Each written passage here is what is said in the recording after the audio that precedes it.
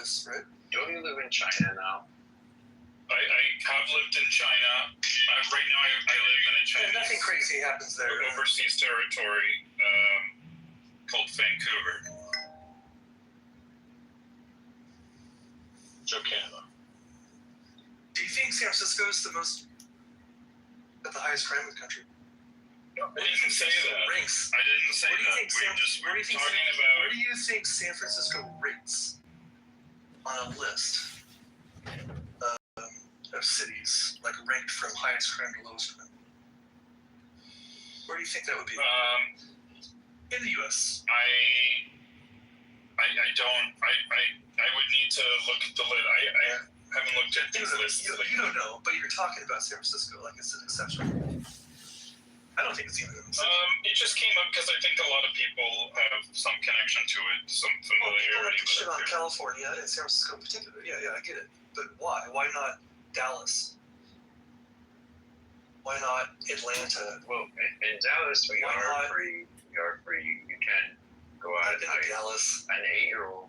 I've been to Dallas. I would let my 8-year-old child walk around at night with a gun. That's fine. Okay. Yeah, most respect to A. No, but Dallas does have objectively lower property crime than SF. In SF, you have very high trivial. You don't have very high violent crime. In SF, you have a massive amount of property crime. And that translates to a feeling of great insecurity for a large number of residents. Because that casual property crime, getting your car busted into, getting things stolen, small things stolen from your car. I would still like to know some hard numbers on where well, I understand. If you look at the numbers, what they will show you is that SF rates high for property crime, but it's a safe city. There's not high violent crime in SF. That's what the numbers will show you. Okay, there's much more property crime in SF. And in particular of that casual kind, where like I don't leave very much stuff in my car, but I've left a jacket in my car numerous times in Dallas. Nothing ever happens to it. Nowhere does anyone say don't leave a jacket in your car in Dallas. Okay, it's just not an issue. In SF, even if you don't put something in your car, they're probably gonna bust your window in at least a few times. The people who were my roommates, they wouldn't even park their car in SF. They parked it in the South Bay because exactly that thing had happened. Well, here's the thing. I have lived in and around San Francisco. In some cases in San Francisco. I've been, like literally for the last 20 years. I've had my car broken into once in Berkeley. I've never had my car broken into San Francisco. I mean, I would. It's the kind of place when I lock my car up, I will put things away and stuff. But the idea, and I lived there for a couple of years, so I parked on the street and stuff. But I've never had my car broken into. Yeah. So the idea that like everybody has, that might be rare. I know people that have had their cars broken into. So I know that it happens. I'm not saying it doesn't happen, but like I have managed to get through life without having my car broken into in San Francisco. I've lived in San Francisco now for, going on a decade, and that whole time I've had a car parked on the street, outside, and that's awesome. Not broken into once. That's so awesome. Like, I don't need to deny that San Francisco or the Greater Bay Area has higher property crimes. Like that could be true. I can accept that. It's fine. N equals whatever the facts are, but it's just like by injunction, cars don't get broken into in San Francisco. Come on. But this is not what I said. This is not what I said. Yeah, but it's just like to go from like, oh, I saw my car got broken into once to like anarcho, whatever the fuck. So I once witnessed. That's true. You did. I once witnessed at 5 p.m. on a weekday. That big building, 100 Van Ness, I think it is. It's kind of a skyscraper right across from the City Hall or whatever. Sure. Right there, I witnessed someone had parked briefly, and a crew of masked criminals breaking into in front of a crowd of people, of people just commuting their whatever on the sidewalk, in front of a crowd of law-abiding folks. These 3 thug criminals criminals breaking into a car and stealing stuff, and nobody even responding at all. Nobody doing anything to stop it. And I have to admit, me among them.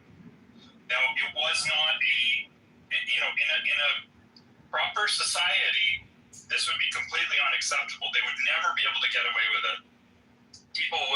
Citizens would actually react rather than just act like,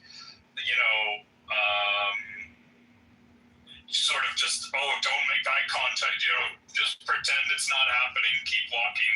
Maybe they have a knife or whatever, like, let's just keep, it's a very bad sign. I mean, on so many levels, and maybe I'm not articulated well, but if you think that that's acceptable, that this is a sign of a healthy society, I don't know what to tell you. It's not. No one's making the claim that it's acceptable in society. But that's just a normal. That's a Tuesday in San Francisco. What I am saying is that shit happens all over the place, all over the U.S. And only in Dallas it would go down that way.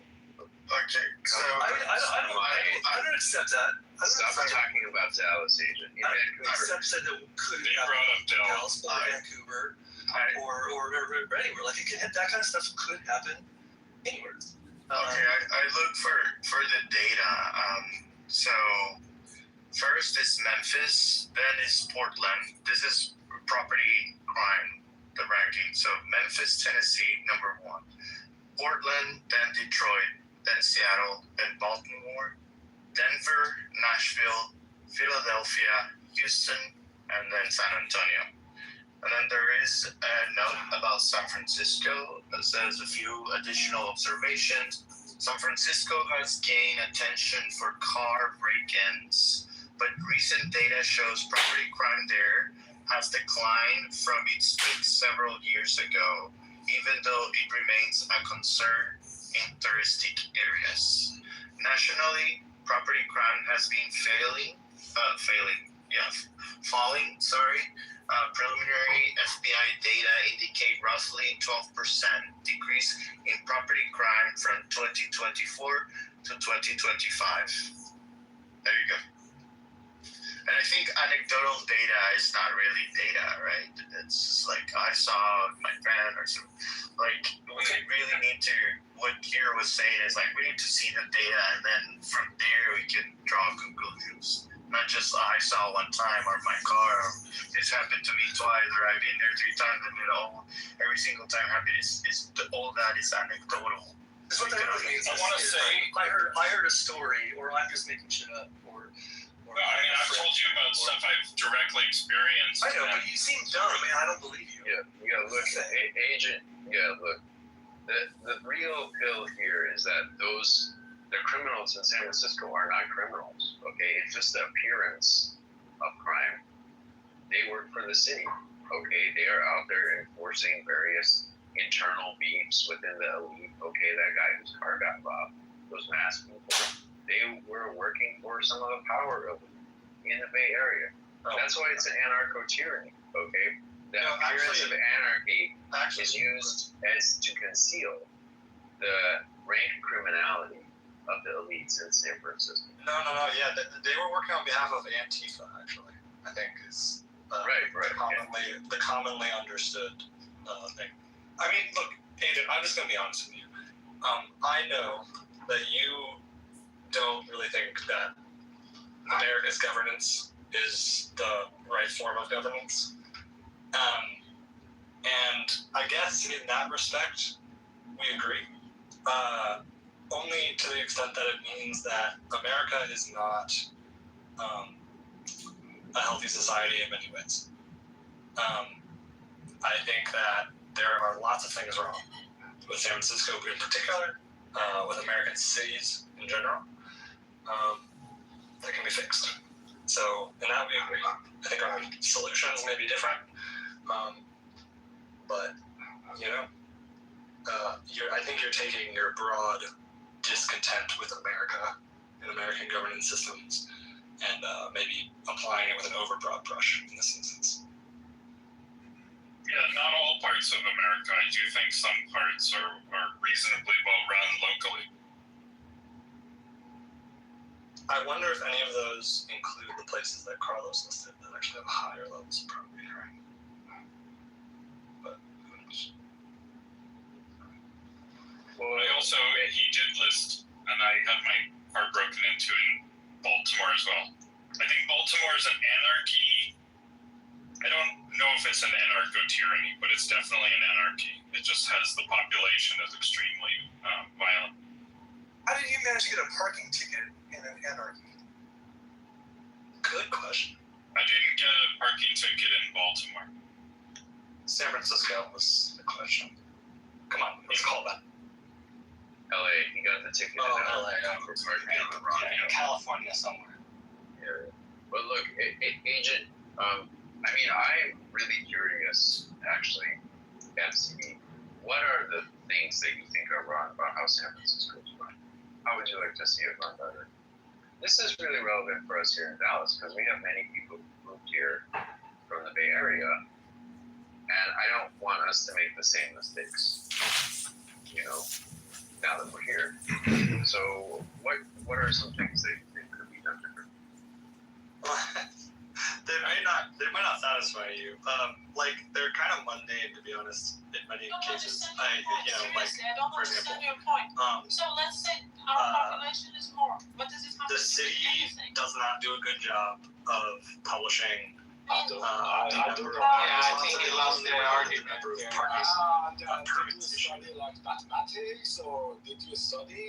I'm sorry, what does it have to do? The fact that we're saying in Iran people are not free, women don't have equal rights, and then many things are illegal right now. What does it have to do with Iranians being 12 million or 90 million? Hi, We're Masa. talking about the Constitution. We're talking about the Constitution. The Masa. rules that we have in Iran are stupid as fuck. Okay, all right. Hello? Thanks. Thank you. Bye. Masa, I recently saw a video of a marketplace in Iran and all the women, were walking around looking beautiful. And it seemed pretty open and free to me. I'm sure it's not like that everywhere. We are open. We don't care about Islam. We don't practice Islam. That's why I'm See, there is a confusion here. What you're saying There's a confusion. after women life freedom movement in 2022, that one woman was killed in Iran because of not wearing properly the hijab properly after she was killed by moral police. Many people started protesting for 6 months. They were in the streets, and many women went to streets and burned their hijab. There are videos of that. They started burning the hijab and they started saying that we don't want mandatory hijab. And after that, they refused to wear it in the streets and anywhere. But Islamic Republic, to silence that voice, they stopped the moral police for a while, which is for now it's a few years. Not everywhere. But and not everywhere, but in big cities. And No, in Tehran it's fine. In Tehran it's fine. they are Even in Tehran it's fine. In some areas of the Tehran, you have you see, but it is not the freedom in every aspect of the I wanted women's to say life. that. The thing is that not even a single part of the rules have changed, and women cannot go to universities, cannot go to government They cannot go to buildings. university. Shut up! Saying that can't go to universities without a job. Yeah, be clear about that, please. If you let me speak about job in everything, I can explain what I mean. Just let me finish. And women, not even a single rule has changed. It is still considered mandatory for women to have hijab, but the moral police is not doing this as it was doing. It's not doing the same as it was doing before, because of the situation, because there is war, because there are a lot of other problems, and they don't want people to become even more angry. I hope you got your Masha. And just wanted to recap what Masa said. So those video footages that you are seeing, that even before the women law freedom, at some particular area of the Tehran, you could see that. But the problem is that that is not comprehensive rule change. There is no rule change in the constitution. Still, it is mandatory everywhere you go. It is just the civil disobedience of the people at some particular part of the Iran. It doesn't mean that the rule change. It doesn't mean that the brutality toward the women has changed. And it is one of million aspects of the women's life in Iran. It's not just that. There are lots of other discrimination. It doesn't mean that if a women, some women at some particular part of the Iran, they freely dressed up, which I don't believe so. They're not freely. Maybe they don't have just a headscarf. And at the end of the day, you see that, you say, oh no, it sounds like European. No, it is not. It is just one aspect from the video you see. You need to go through the details of the day-to-day life of them. And see how they are living. What are the rules? What are the divorce rules? Millions of the others. It is not within the time of this clubhouse to explain, but you can search it out. All right, boy. I mean, Shut the fuck up. When you hear someone speaking, you shut the fuck up. You disrespectful piece of shit. Oh, thank you for such strong moderation. By the way, to add one more thing to add is that now, because of the situation, because of January massacre, and because of the ongoing war, Islamic Republic is trying to show off some, they try to fabricate a view of Iran for the other parts of the world, to say that this country is free, people have the freedom, and they're okay with this situation in Iran. So they keep filming the women are in streets and happy, they have a happy life and everything, to show it to the foreigners and tell them people in Iran don't have that kind of problems as you think, which is a lie. Because every day a woman chooses not to wear the hijab in Iran, that is a risk she is taking. She is taking the risk to end up like Mahsa Amini, being thrown into the bus, getting a seizure from being hit so hard into that bus that she dies at the police station. That is a risk that the women take themselves every day, and that is brave. Well, moderators, this is... The law did not change ever. They did not change the law on hijab. Don't be fooled. Moderators, in America, we believe that the absolute rule of the state shall be a function of the absolute liberty of each individual will. So from a female perspective, the will of your average Iranian woman should be equal with the will of the government. And that type of equality is true liberty, the value of the self. And unfortunately, Islam as a religion, as a dogma, suppresses the individual liberty and will and freedom of the women of Iran. And this is enough justification for revolution and war against the regime, suppressing the will of the beautiful women of Iran. That is true. And, the women of Iran, we were born in Iran. We were raised in that country. Every day of our life, we found a lot. From the time that we were teenagers in Iran, and then became adults in Iran, all the time we were fighting against everything, against discrimination, against million stupid rules. We did it, and they are still doing. We are not there anymore, but those women are still doing the same. They're fighting every day so hard, and I'm sure that they finally get the freedom.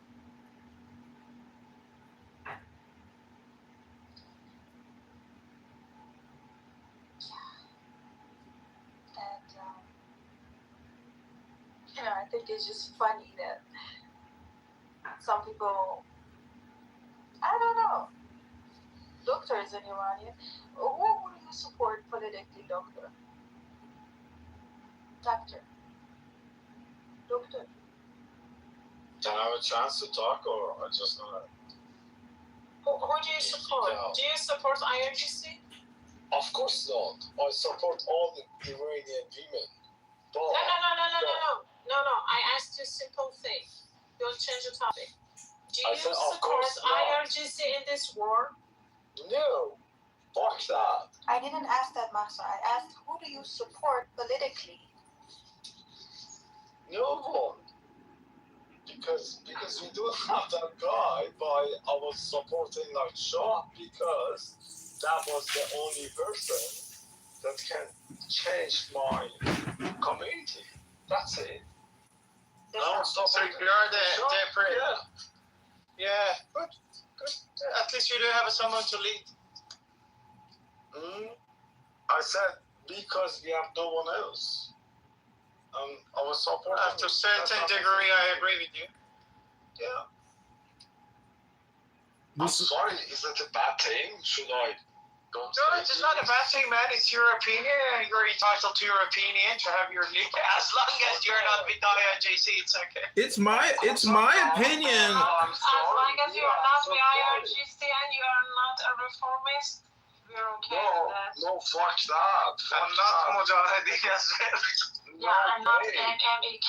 Oh, the No list way. goes on.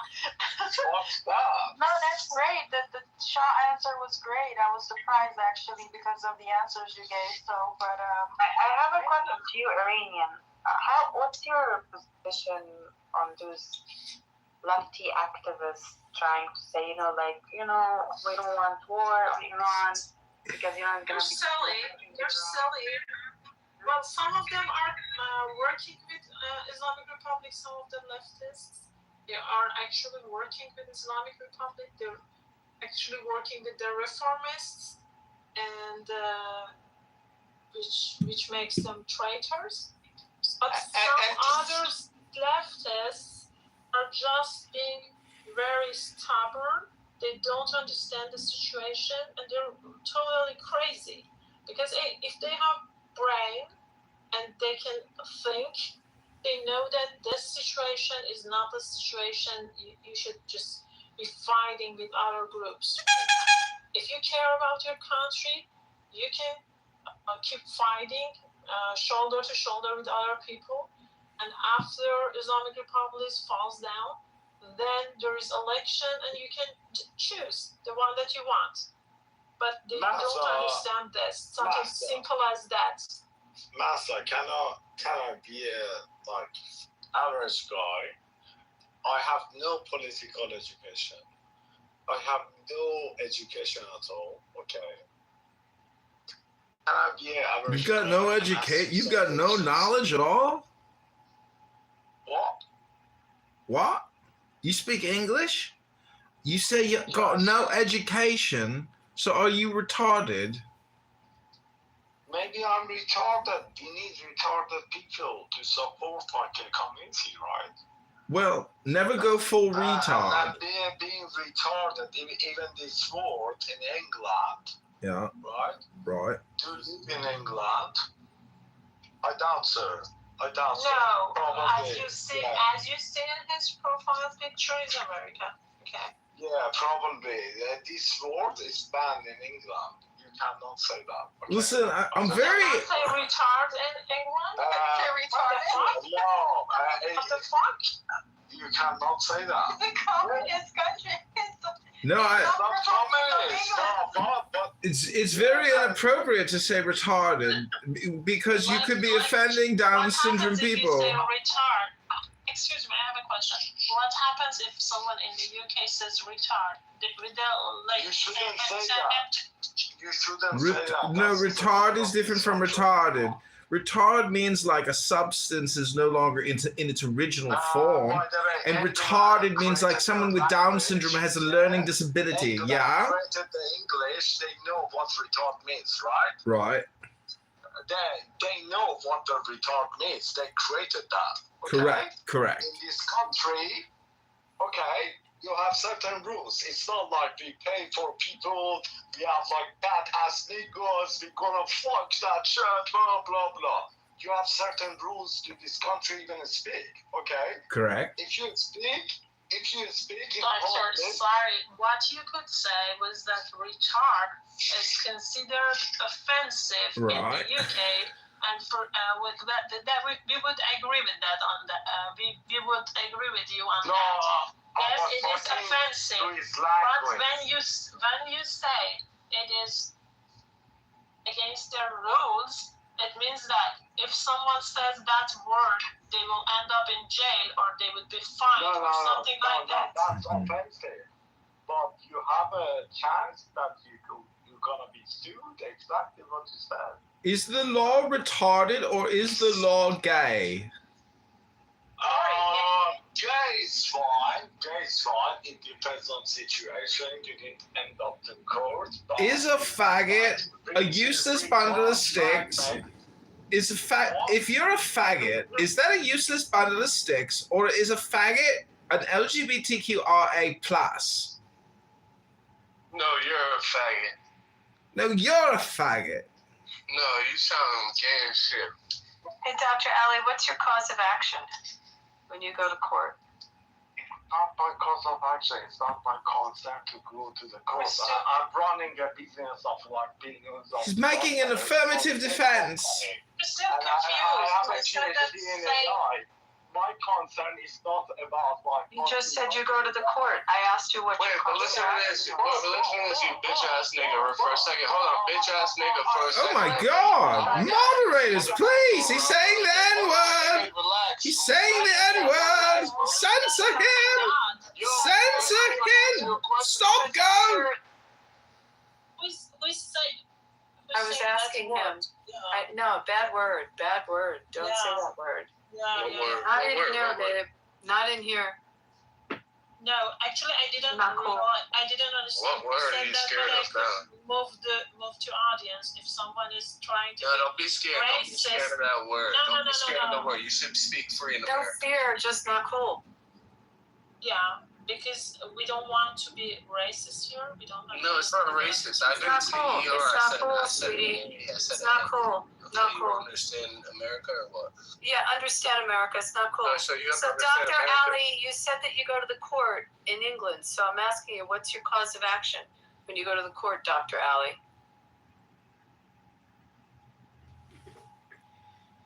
Ask my lawyer, but let's talk about this nigga. No. You specifically said you go to the court. You go to the court. So what's your cause of action?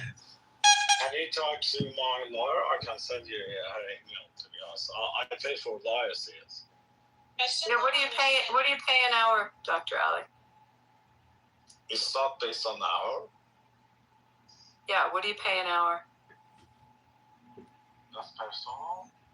Do you pay anyone to be your Yeah, what do you lawyer? pay your lawyer an hour?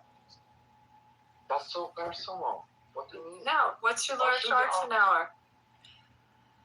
What's your cause of action? This line of questioning is redundant at this point.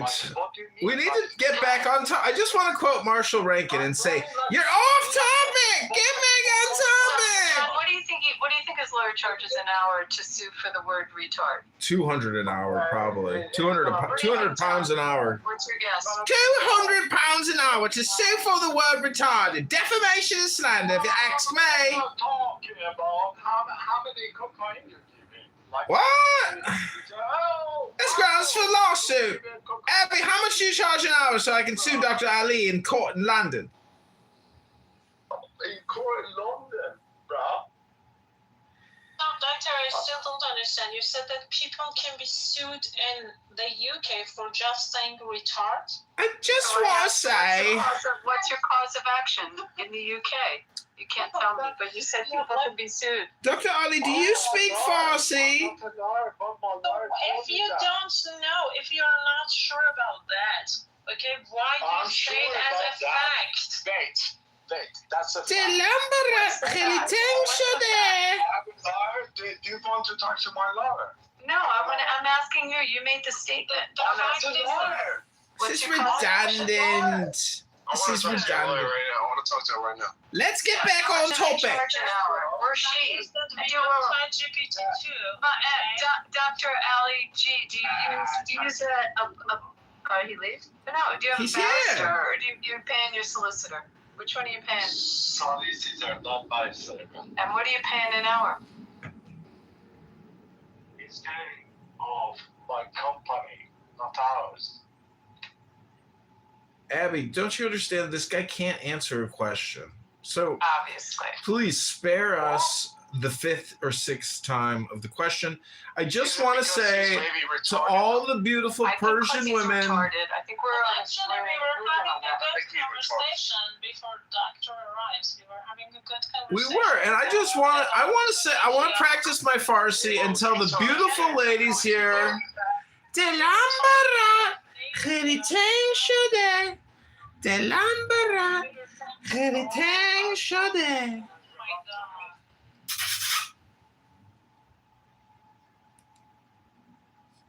Listen, you're going in a 3-minute timeout every time you interrupt anyone else. I'm trying to help you, Chloe. I was telling him to shut up.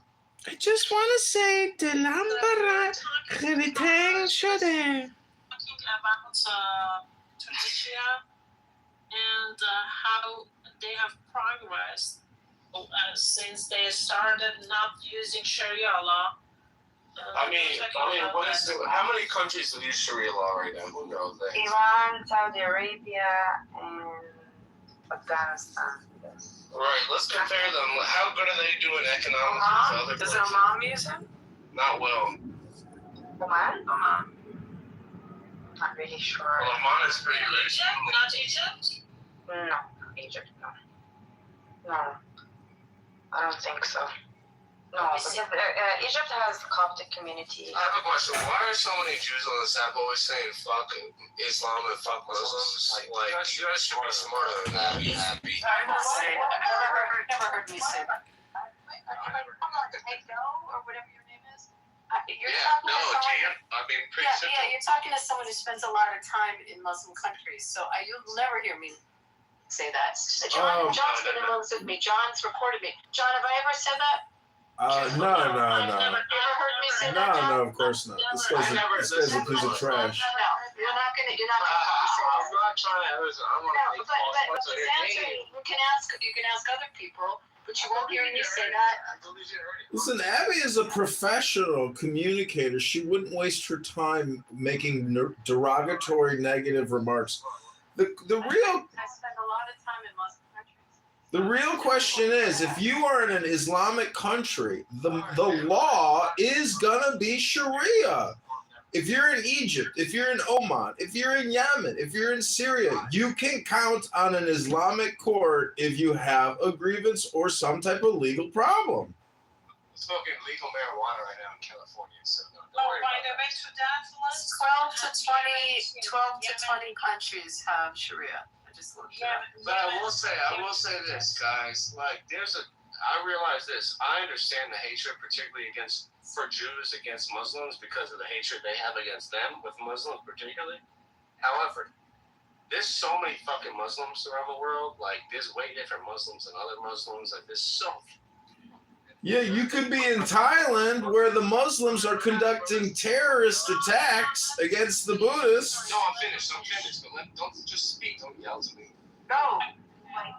Oh, sorry. On this app, sometimes you have to kind of loud mic, otherwise you never get to talk. Wonderful people there. Like, No, but no not one's even just disagreeing there. with me. You know, like even The Indonesia. Emiratis are like No, amazing Indonesia. people. You don't even think about that as a Muslim country. Yeah, I It's do the biggest think Muslim I country. do think of Indonesia Okay, as a yeah, Muslim sorry. I country. don't know you personally, so. I do, but I think the Emiratis are amazing people. The Bahrainians are amazing people. Beautiful people, handsome and Yeah. beautiful. Well, Emiratis are very nice. Let's give a big warm welcome to Dr. Peepee. Pepe. You guys see, Pepe, how were the elections in Arizona? I forgot to ask you. Did you vote? Can I ask you that? He's a 1990s Democrat. Of course he doesn't vote.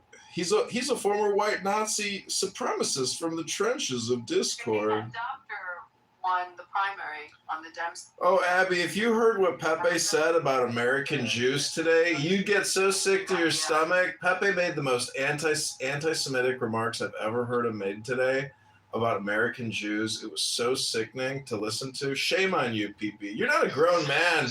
You're an unprofessional little runt, like a gypsy from Corsica, like a little racist gypsy leprechaun midget with brain damage from boxing. Your anti-Semitism is disgusting. It's pathetic. It's so low IQ. It's the worst content. You don't even brand yourself as a comedian. I mean, you should be ashamed of yourself. Ashamed. An ashanda. Is that true, PP? Did you make anti-Semitic remarks again? None of us did. Sig had a room and I was in it. Like, yeah, I was talking shit about it. So, I don't want to hear that shit. Well, no, we want to hear it. Maybe we can review it. What do you want? I don't want to hear it. All right, well, what you happen? So, Abby, do you want to hear it? So What Pepe said? Yeah, we're not talking about it. well, here's the thing. He said that Israel are the spiritual niggers of the Middle East because they're sucking all the money out of America. You're a piece of shit, Pepe. You better hope the Jewish Federation never catches you and puts you in court for defamation and slander. Because believe me, AIPAC and Abby here, a Democrat lawyer, they're going to sue you for all the Jew hate slander and racial hatred you stir up in a pot every day on this app, little PP. More likely, I'll probably meet him over a bowl of mishmash soup, so I don't think so. So Abby, where did you go in the Middle East? Me? I've been to Saudi several times. I really like it there. And I love the Emirates, and I really think Bahrain is beautiful. Those three countries. I've been to Jordan. I'm trying to think what other. You just Middle Eastern countries you're asking me? Yeah, Obviously, I've been to Israel like more than 50 times. I've been to areas that are now Egypt, but I went when they were Israel before they turned them over. The Sinai. Have you been to the No, I have not. Interesting, Pepe. I want to fly on that airline, but I don't really have a desire to go there. But I would go back to Saudi anytime. I think it's a fantastic place. You don't know his name, then why are you bringing him up? The point is, the Qatari Airlines is flying in hundreds of people every day into Chicago. People are fleeing the Middle East by the thousands because of the war. John, let him talk.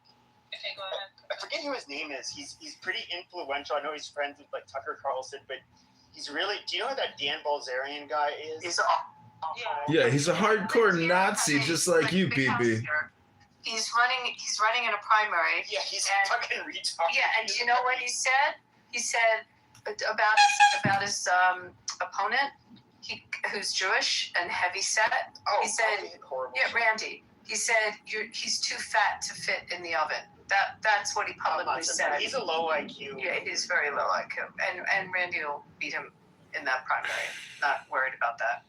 But so there's this fuck. I'm trying to think who it is from Qatar. He's like friends with them, and he kind of there's like obviously a lot of influence. I think even that guy Sneeko, he's like a young. I've never watched any of his shit. He's just a young shit, but he converted to Islam. He's an American, very popular influencer. But that Dan Bilzerian guy, I guess like that Qatari, he would fly him out on private jet out to Qatar. I think he lost a lot. He's getting sued by a number of people. His family had money, and I think he went through a lot of it. And he's got a lot of litigation against him, but I think he lost millions. I think his dad wasn't his dad like a scam artist? I don't know the No. whole story, but I know he had like a very ugly big house here. I don't know if it finally sold or not. He had like a vape company or something, and all these. He was like the most like hedonistic baby that he didn't accomplish anything in his life. Despite every opportunity he had, he became an Instagram celebrity, and he was he admits that, like, oh yeah, he just like fornicated with all of these women and partied, and I just find. Did you ever see his Instagram? Have you seen it? It's all. I mean, it's full of women. I've seen the pictures of it that people will post. I've never checked it out, but I just find what I find really funny is that you get these people that just all of a sudden it's a grift. They found God. Some, I don't know, whether it's midlife or in their 20s, and and so they take on this very religious. I don't know. They have this religious transformation. They show like how they used to behave, but I just always find that ironic because being raised Catholic, going to Catholic school, all that. I know people who've been religious their whole fucking lives. They don't say the shit that he says, or they don't. I can't help but Pepe, why don't you just cite something specific from his X account? Because I've looked at it extensively. I've commented extensively. He knows who I am because I personally, verbally insult him. He is one of the dumbest human beings, and the shit he writes is so stupid and offensive and racist and bigoted, xenophobic, evil, pathetic. Listen, I'm just saying, if you are an academic, if you just come on here and do your little pee-pee dance show every day and do your anti-Semitic, stirring a pot of hate, there's a lot bigger problems than 12 million Israelis. There's 2.5 billion Hindus and Chinese Taoists and Buddhists and atheists to contend with. And all you do when you sit here and you talk about J words is focus on a very minority group of people. It's a tiny group. It's a group. It's the smallest group. It's as big as you. It's not barely even there. It's like just like you. That's why you attack it so much, because it's barely even there. And the criticism it gets is so hypocritical and stupid. And all these anti-Semitic racists, they've never even read a Jewish philosophy book. Goddamn! You're taking the Lord's name in vain? Listen, Dr. Peepee, try reading a book. Go to the gym, Dr. Peepee. Read a book. Do something with your life. Get that fake spray tan off and get a real tan. I am complete. All of the time.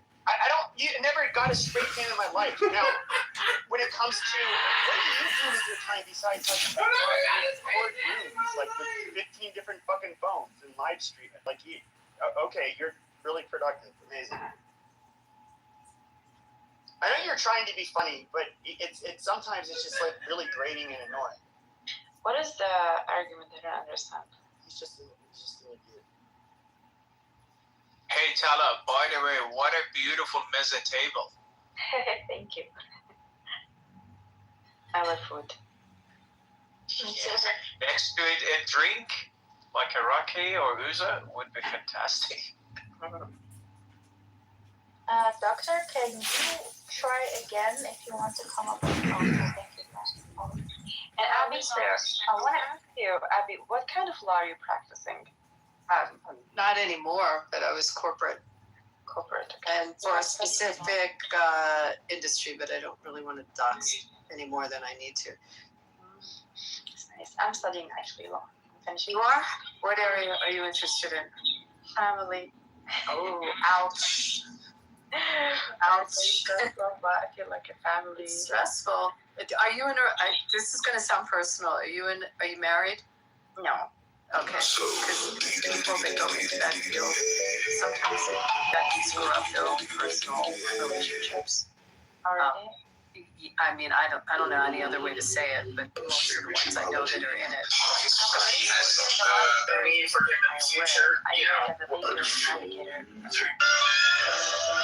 Organization, and I hear a lot of cases.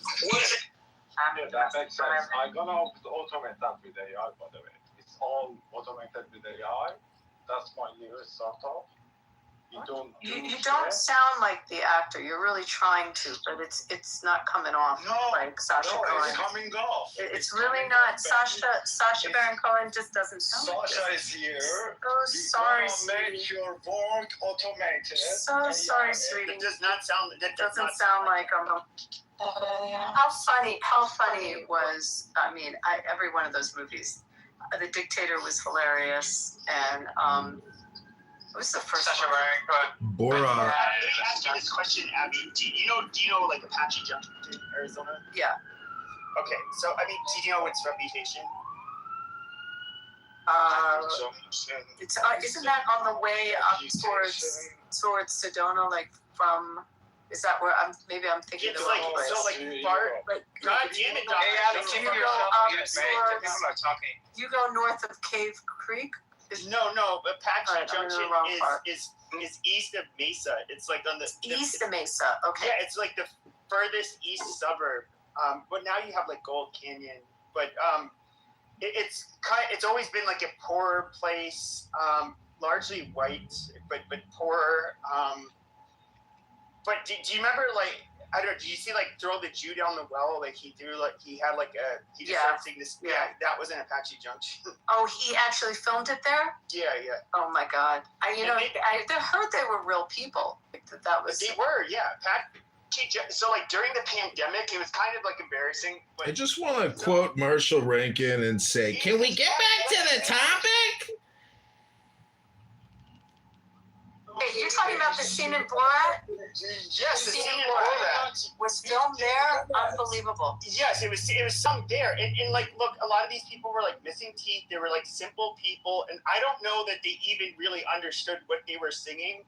But I remember during COVID-19, they had I forget which it was like 60 Minutes or something like that, and it was about the people who were like not willing to comply with the social distancing or wear masks or get vaccinated or whatever.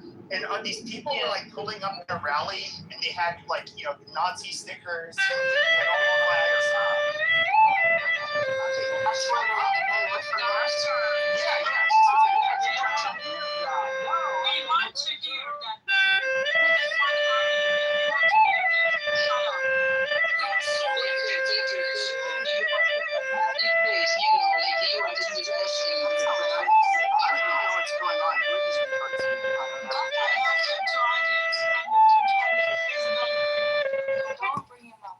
Thank you so much, moderators. This is Ein. I want to quickly interrupt Pepe's pathetic, boring story. I'd like to play a song for the people of Iran so they can all find peace, joy, and strength. It's titled, Pepe is a Retard Faggot. Faggot Retard.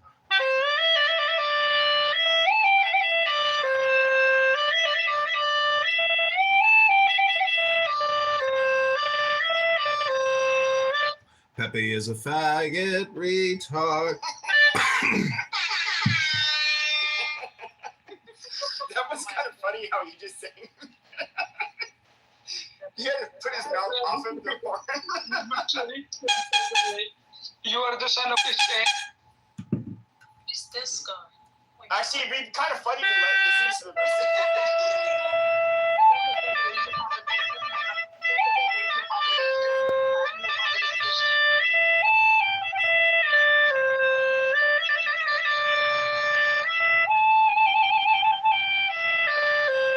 Pepe is a faggot retard.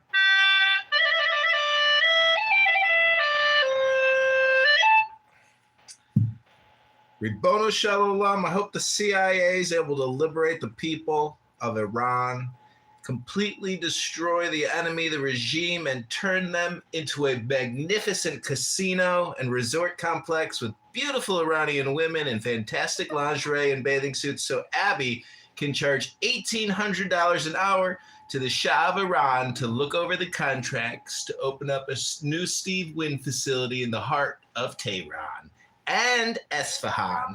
Ribono Shalom, from my lips to Hashem's ears in Shemayim. Ribono Shalom. What do you guys think?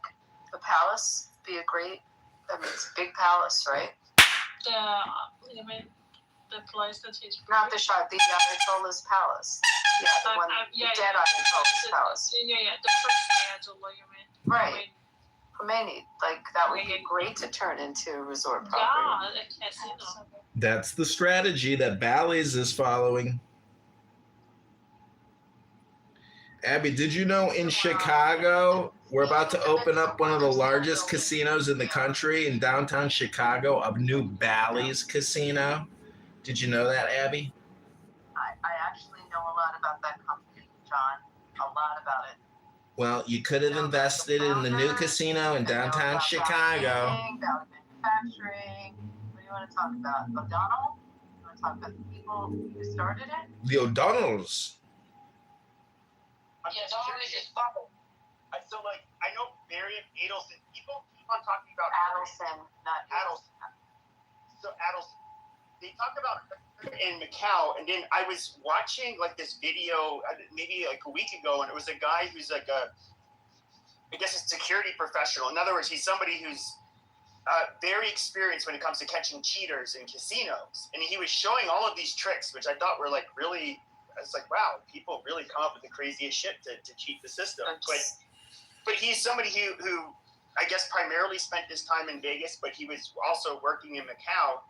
And I guess like how does Adelson how did Westerners get a foothold into you really want to hear in Macau? You want to hear the story? From the beginning? Yeah, I have no idea. So, all right, if I start boring you, you guys can stop. So there was, it's called a SARS, a Special Administrative Region. It's like Hong Kong, similar. So it's part of China, but it was controlled by Portugal, and in a joint agreement. And then just like Hong Kong turned over to China, it turned from Portugal over to China. Around 3 years after Hong Kong did. So they had gaming there. There was a guy named Stanley Ho, and he had whatever casinos were there, whatever gaming was there, he was the only license, the only one who had it. And he had a very famous casino. It's still there, called the Lisboa. I mean, everything was kind of around Portugal because it's Portuguese law there and Portuguese influence. The Chinese government and the region decided to issue new licenses and breathe, life into the island, and to change up the business. So they offered out a bidding process all over the world for gaming companies to come in. I might be wrong on my number, but there was at least 25 approximately companies, maybe more, that came in the initial bidding when they put out the offering. And then it kind of dwindled down. It went down to maybe 8 or 9 that were left. I mean, all major companies. Ultimately, they had three gaming licenses to give out. So ultimately, those 3 licenses, one went to Stanley Ho, who had the existing properties.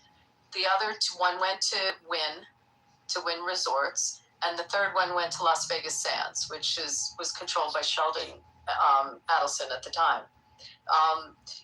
They all did sub-concessions, meaning they sold a concession of their license to other companies. So essentially, you ended up with 6 licensed gaming companies that were initially coming in. You following me so far? Yeah. Stanley Ho had a very checkered company, very, like triad and organized crime and all kinds of issues with it. So none of the U.S. companies that were licensed in the U.S. wanted to have sub-concessions from him. And also the other 2, Wynn and LVS, needed to distance themselves from him. That's a side note because that plays into how MGM got there.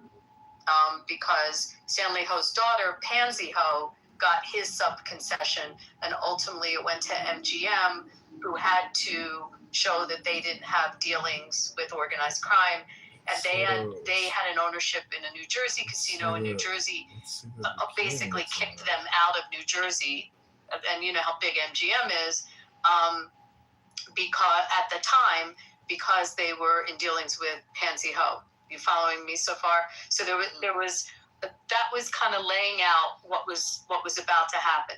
Then the U.S. companies went in. They actually built land. So filled what's totally illegal to do in the U.S. They actually filled where there was water and created land masses where the main areas, the Cotai Strip, which is where the Venetian and several of the pieces of property that he had. and then in Old Macau, where the original sands went up before the Venetian was built in Macau.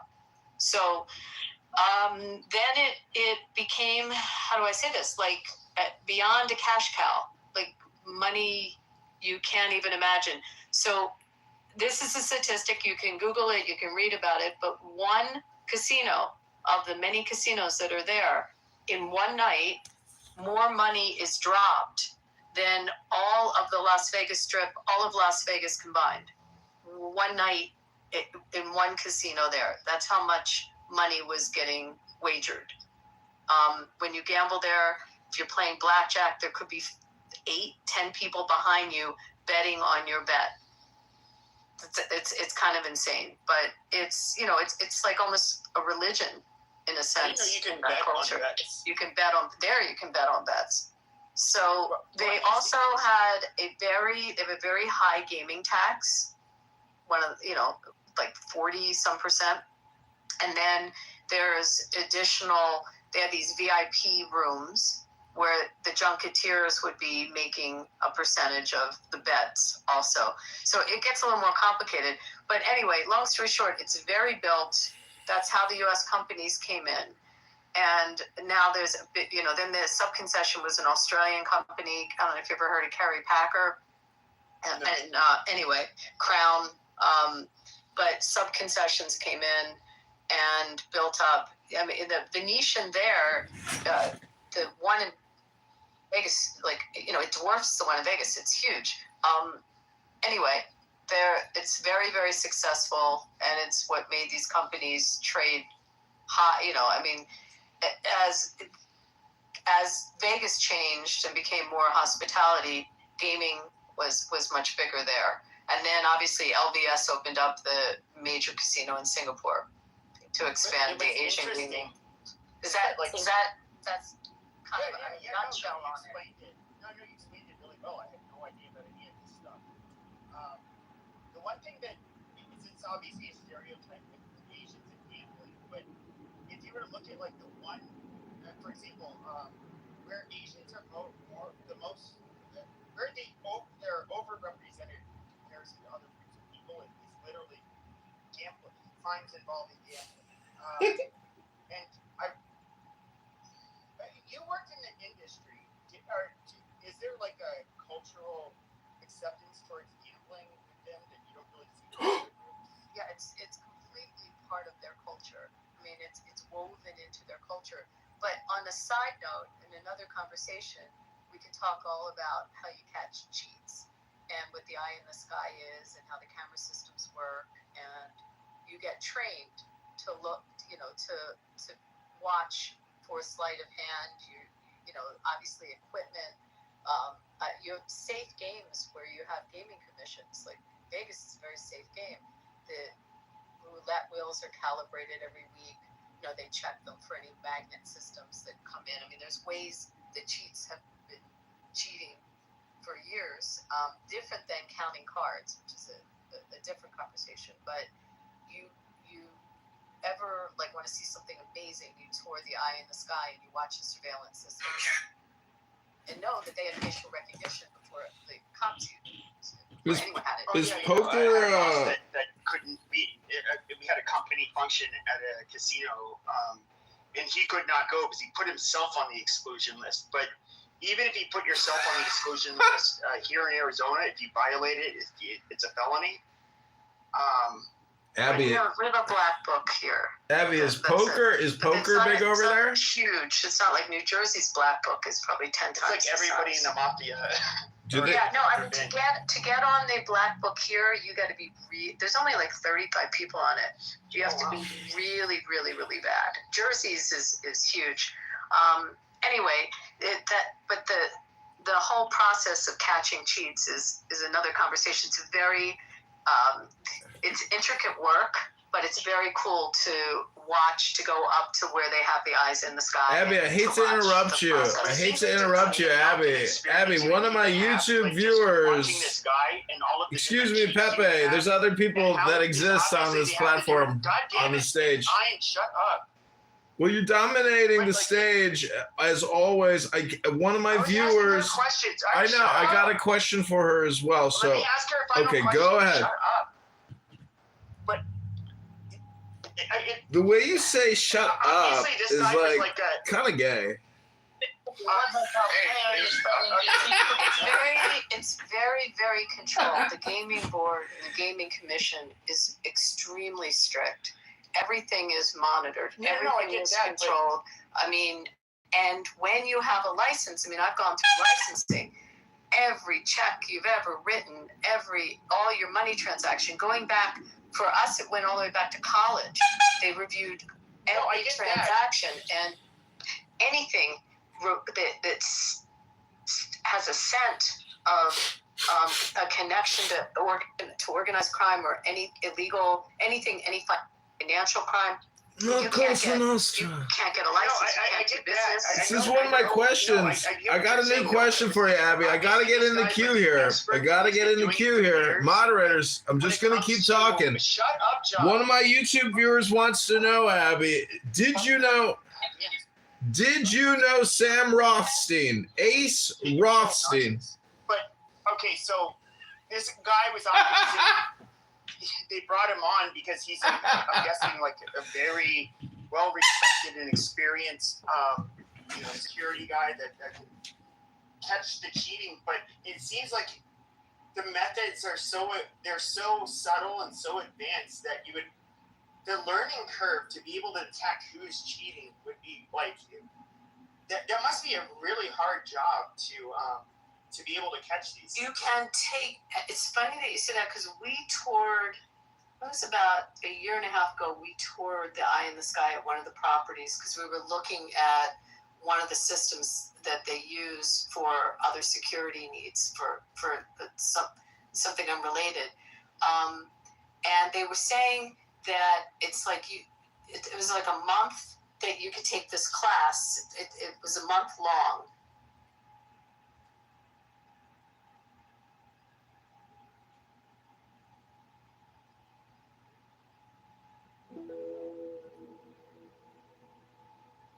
Just a vessel in the static. Next, the following text is between the points of the pentagram, starting at upper right. The words move. But to love me is better than all things. If under the night stars in the desert thou presently burn.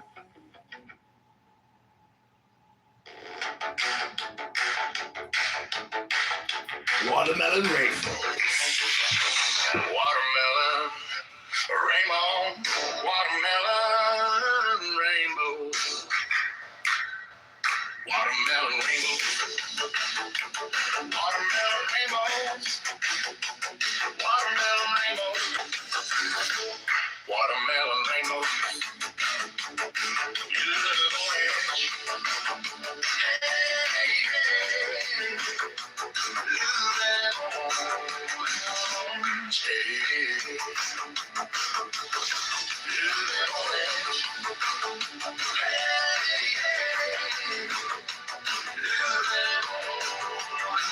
Orange.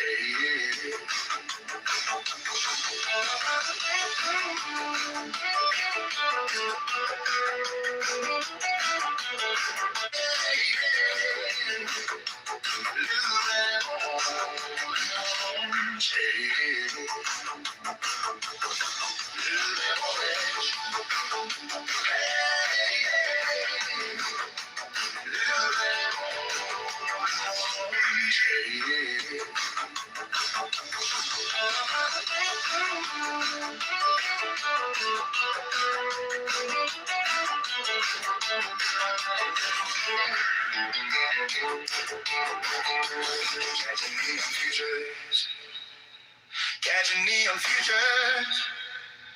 Catching neon futures. Catching neon futures.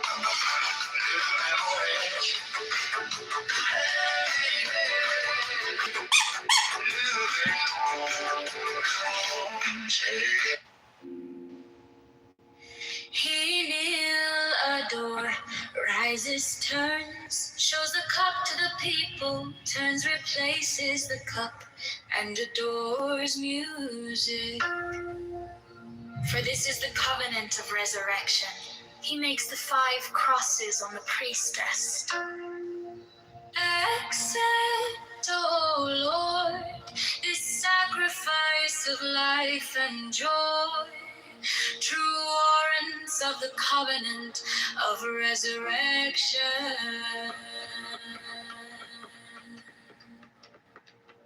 The priest offers the lance to the priestess, who kisses it. He then touches her between the breasts and upon the body. He then flings out his arms upward as comprehending the whole shrine. Let this offering be borne upon the waves of aether to our Lord, and Father the Son that travelleth over the heavens in his name on. He closes his hands, kisses the priestess between the breasts, and makes 3 great crosses over the paten, the cup, and himself. He strikes his breast. All repeat this action. Hear ye all, saints of the true church of old time, now essentially present, that of ye we claim heirship, with ye we claim communion, from ye we claim benediction in the name of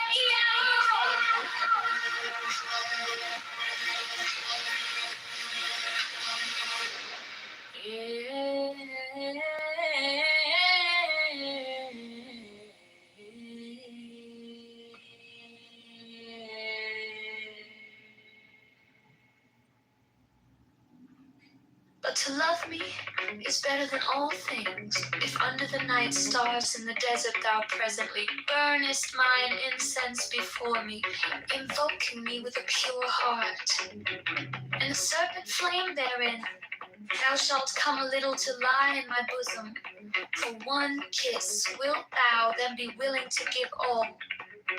But whoso gives one particle of dust shall lose all in that hour. Ye shall gather goods and store of women and spices. Ye shall wear rich jewels. Ye shall exceed the nations of the earth in splendor and pride, but always in the love of me, and so shall ye come to my joy. I charge you earnestly to come before me in a single robe and covered with a rich headdress. I love you. I yearn to you. Pale, purple, veiled, voluptuous, eyes of all pleasure and purple, and drunkenness of the innermost sense. Desire you. Put on the wings and arouse the coiled splendor within you. Come to me. To me. To me.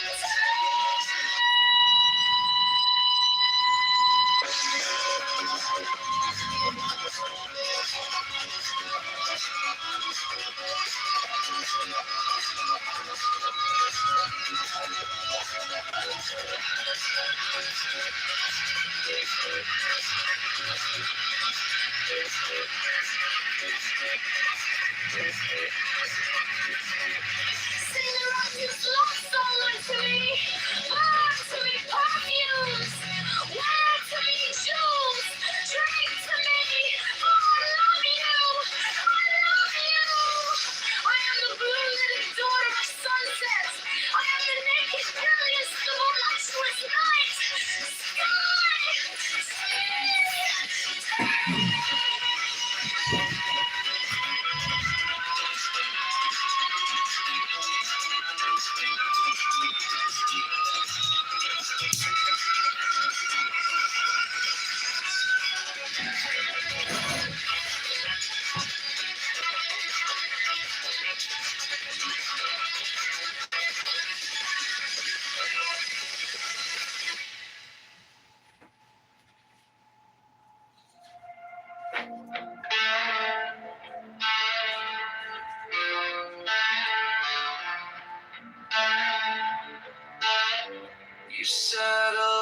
weekend's coming Tuesday.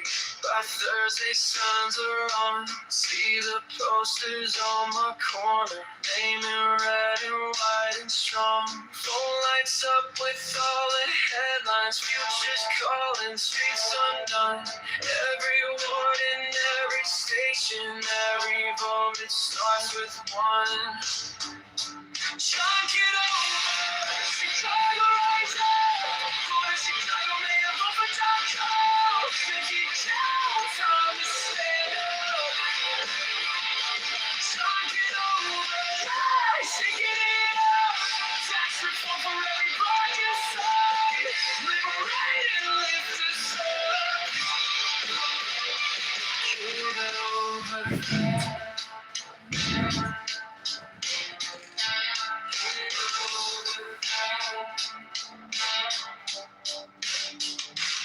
Friends all say that we need change now. Less corruption, straighter plans. Take the power from the back rooms, give it back to working hands. Every train in every schoolyard, every small shop on the block needs a leader for the city.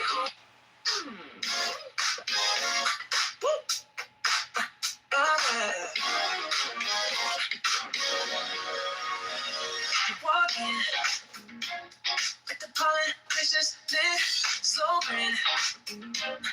Every head just starts to shift. Name tag, catching light inside the room. John Day, on your lips like something new. You fool me, somebody call me. Say I don't usually even bother, but tonight you want a ballad. We can make this, hey, yeah, girl. You got me doing at the midnight post, yeah, right here. In the center of a room, pen in my hand, future was in, word after word, we're changing the rules. You got me doing at the midnight post, freaking like I'm stuck for you. If this is this wager, I go, let's save it, I get over.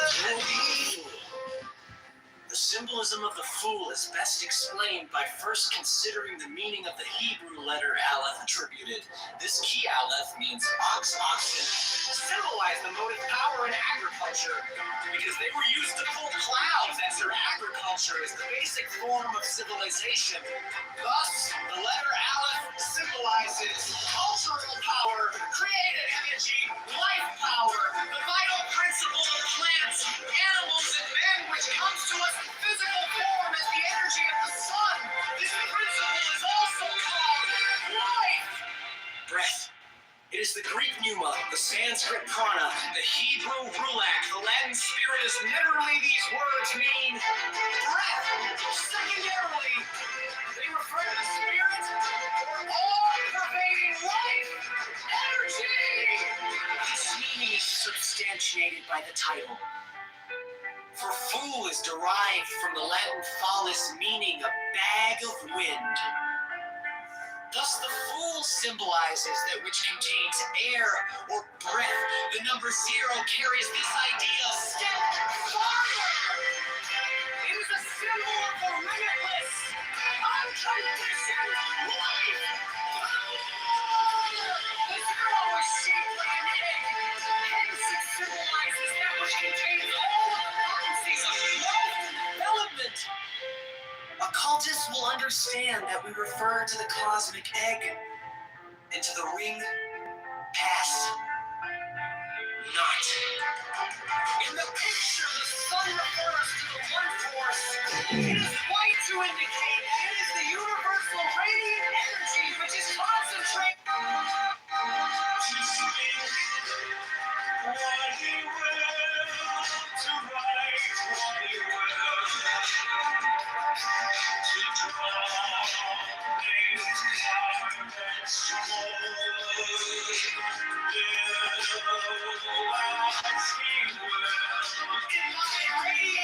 All of the suns in the universe.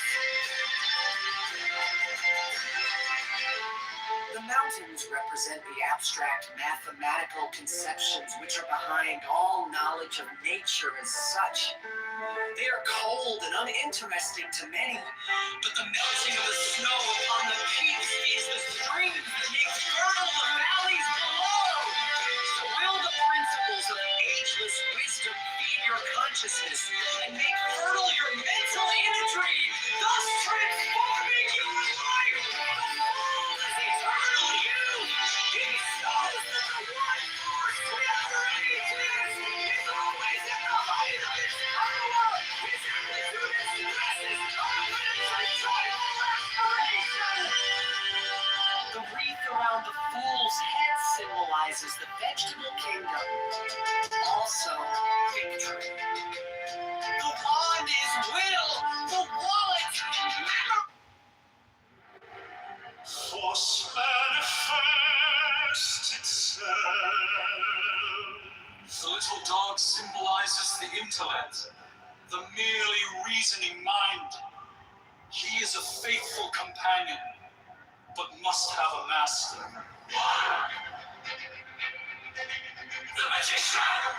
The title refers to man as the director of the force by which he transforms his consciousness and reaches the stage known to occultists as initiation.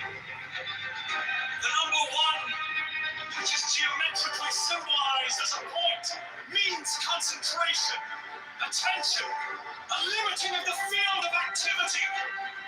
This refers to the practice which is absolutely indispensable to all aspirants for truth. Until you have learned how to concentrate, you cannot perform the great work. Study this key carefully, and it will help you to learn to concentrate, for its symbolism was created to that end. The roses of the arbor symbolize desire, and it has been wisely said that desire is the motivation of evolution.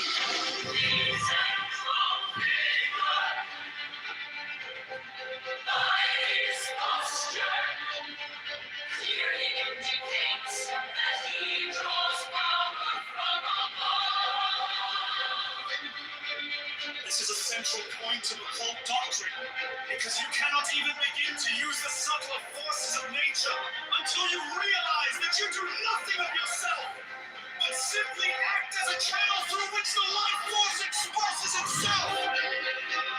His uplifted wand is a symbol of his ability to direct the natural forces with which he works. Also of the Hermetic axiom, that which is above is that which is below. The horizontal H represents dominion, strength, and control, and is also the mathematical sign of infinity. The magician's left hand points to the ground in a gesture of concentration. The black hair bound with a white band symbolizes the limitation of ignorance by knowledge. The red rose is action and desire. The white undergarment, symbolizing wisdom, is encircled with the serpent of eternity. The table is the field of attention, which is the workbench of the magician. The implements are a wand, cup, sword, and tentacle. They represent fire, water, air, and earth. Also will, imagination, action, and physical embodiment. The garden is the subconscious mind which is cultivated by the acts of attention of the self-conscious mind. From this garden spring all of the powers of subconsciousness.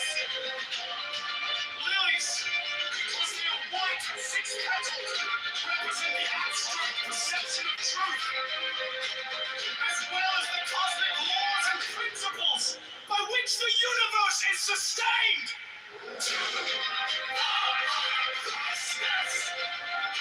The astrological attribution of T2 is the moon. The moon is a reflector of sunlight, and thus is a symbol of reflection, duplication, as in a mirror. Like ideas, the crescent moon is cup, shaped.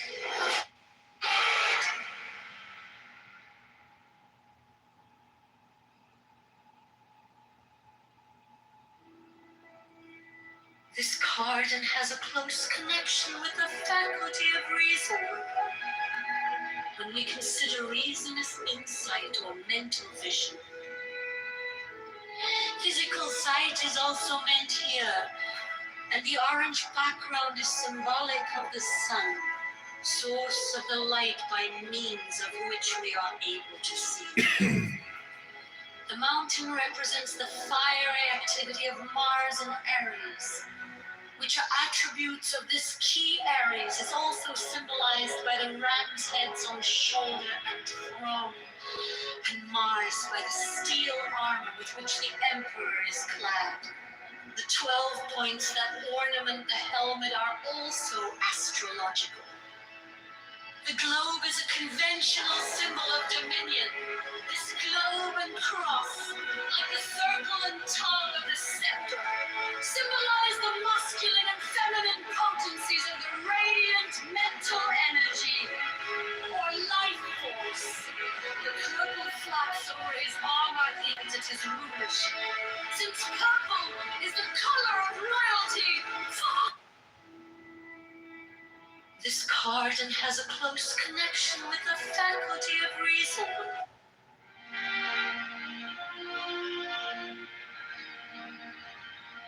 Apart or to separate. In addition to that, the zodiacal sign. Gemini is attributed to this key. Gemini. Force manifests itself. The little dog symbolizes the intellect, the merely reasoning mind. He is a faithful companion. Force manifests itself. The little dog symbolizes the intellect, the merely reasoning mind. He is a faithful companion, but must have a master. The magician. The title refers to man as the director of the force by which he transforms his consciousness and reaches the stage known to occultists as initiation. The number 1, which is geometrically symbolized as a point, means concentration, attention, a limiting of the field of activity. This refers to the practice which is absolutely indispensable to all aspirants for truth. Until you have learned how to concentrate, you cannot perform the great work. Study this key carefully, and it will help you to learn to concentrate, for its symbolism was created to that end. The roses of the arbor symbolize desire, and it has been wisely said that desire is the motivation of evolution.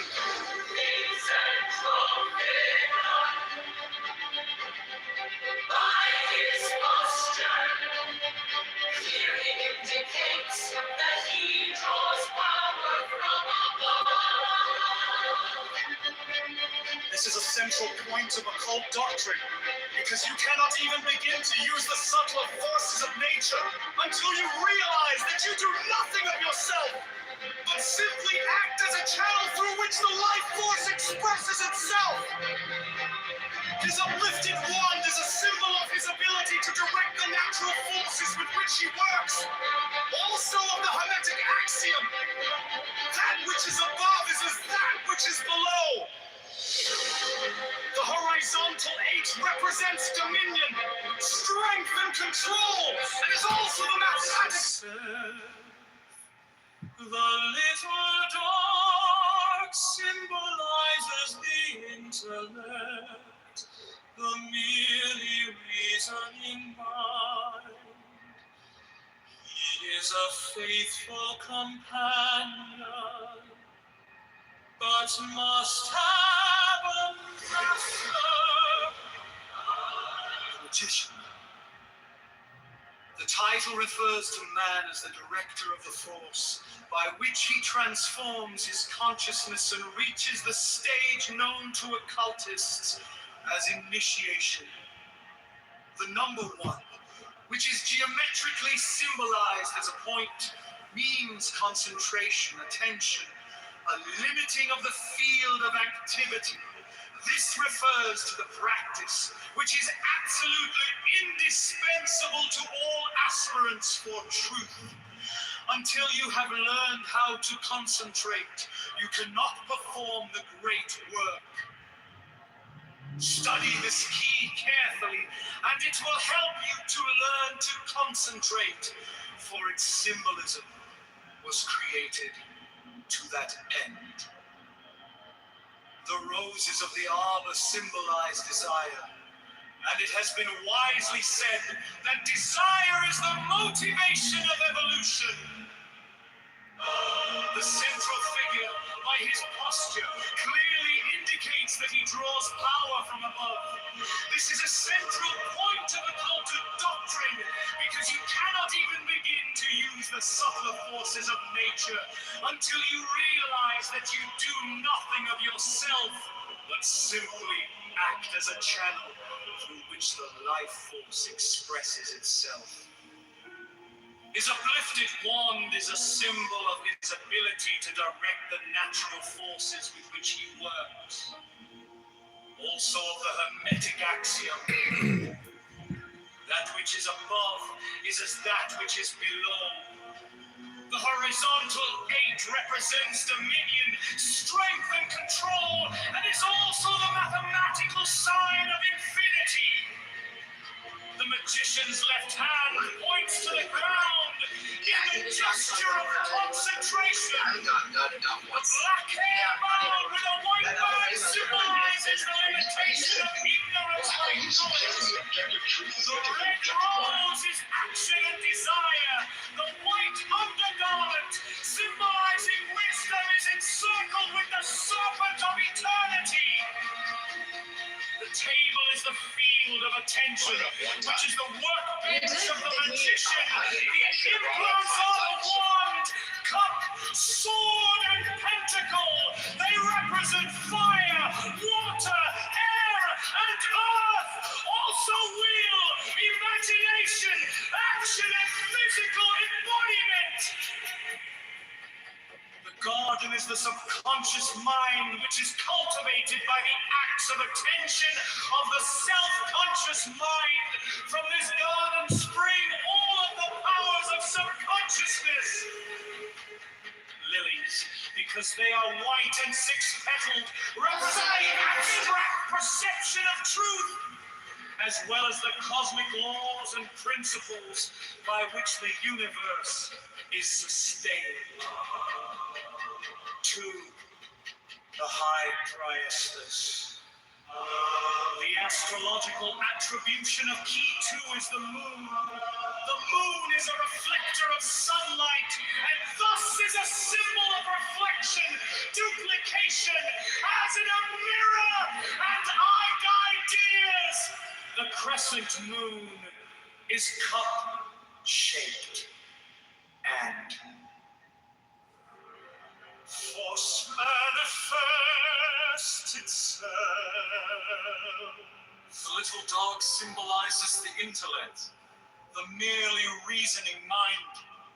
He is a faithful companion, but must have a master. The magician. The title refers to man as the director of the force by which he transforms his consciousness and reaches the stage known to occultists as initiation. The number 1, which is geometrically symbolized as a point, means concentration, attention, a limiting of the field of activity. This refers to the practice, which is absolutely indispensable to all aspirants for truth. Until you have learned how to concentrate, you cannot perform the great work. Study this key carefully, and it will help you to learn to concentrate, for its symbolism bosom was created to that end.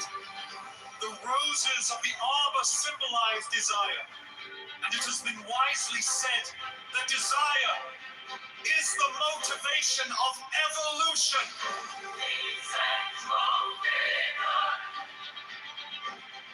By his posture, clearly indicates that he draws power from above. This is a central point of occult doctrine, because you cannot even begin to use the subtle forces of nature until you realize that you do nothing of yourself, but simply act as a channel through which the life force expresses itself. His uplifted wand is a symbol of his ability to direct the natural forces with which he works. Also of the Hermetic axiom, that which is above is as that which is below. The horizontal 8 represents dominion, strength, and control, and is also the mathematical sign of infinity. The magician's left hand points to the ground in a gesture of concentration. The black hair bound with a white band symbolizes the limitation of ignorance by knowledge. The red rose is action and desire. The white undergarment, symbolizing wisdom, is encircled with the serpent of eternity. The table is the field of attention, which is the workbench of the magician. The implements are the wand, cup, sword, and pentacle. They represent fire, water, air, and earth. Also will, imagination, action, and physical embodiment. The garden is the subconscious mind which is cultivated by the acts of attention of the self-conscious mind. From this garden spring all the powers of subconsciousness. Lilies, because they are white and six-petaled, represent the abstract perception of truth, as well as the cosmic laws and principles by which the universe is sustained.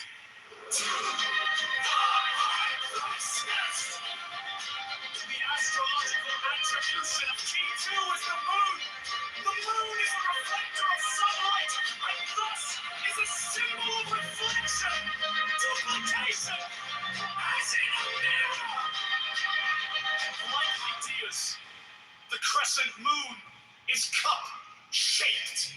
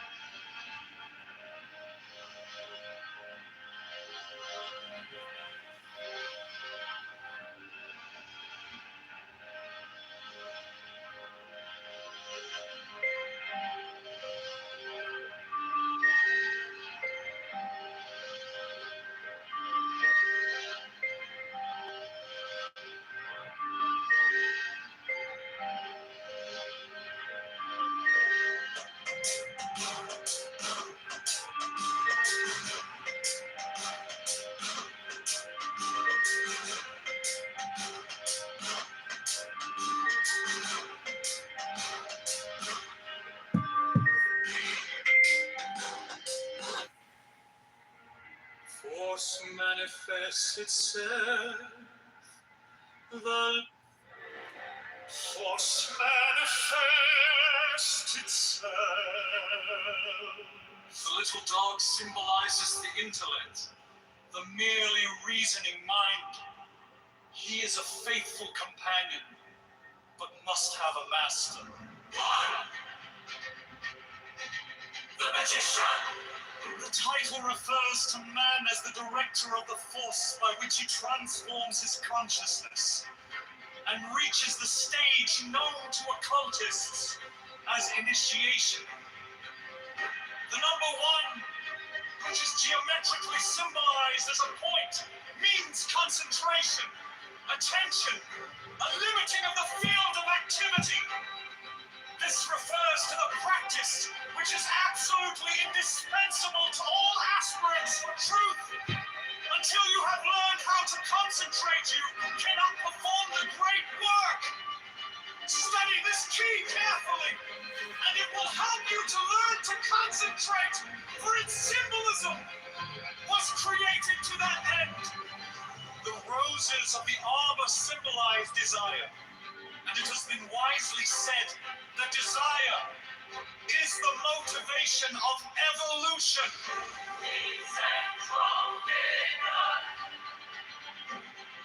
By this posture, clearly indicates that he draws power from above.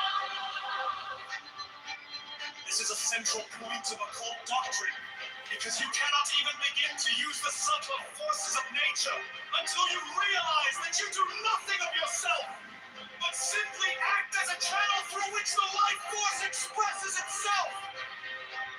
His uplifted wand is a symbol of his ability to direct the natural forces with which he works. Also of the Hermetic axiom, that which is above is as that which is below. The horizontal 8 represents dominion, strength, and control, and is also the mathematical sign of infinity. The magician's left hand points to the ground in a gesture of concentration. The black hair bound with a white band symbolizes the limitation of ignorance by knowledge. The red rose is action and desire. The white undergarment, symbolizing wisdom, is encircled with the serpent of eternity. The table is the field of attention, which is the workbench of the magician.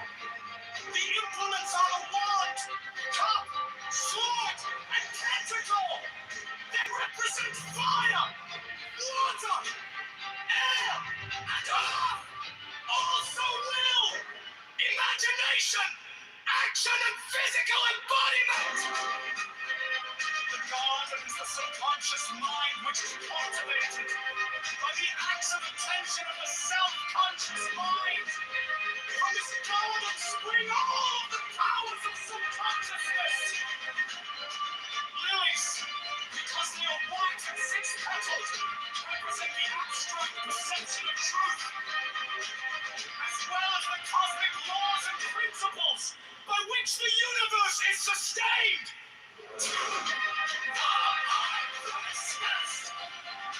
The astrological attribution of key 2 is the moon. The moon is a reflector of sunlight, and thus is a symbol of reflection, duplication, as in a mirror. Like ideas, the crescent moon is cup-shaped.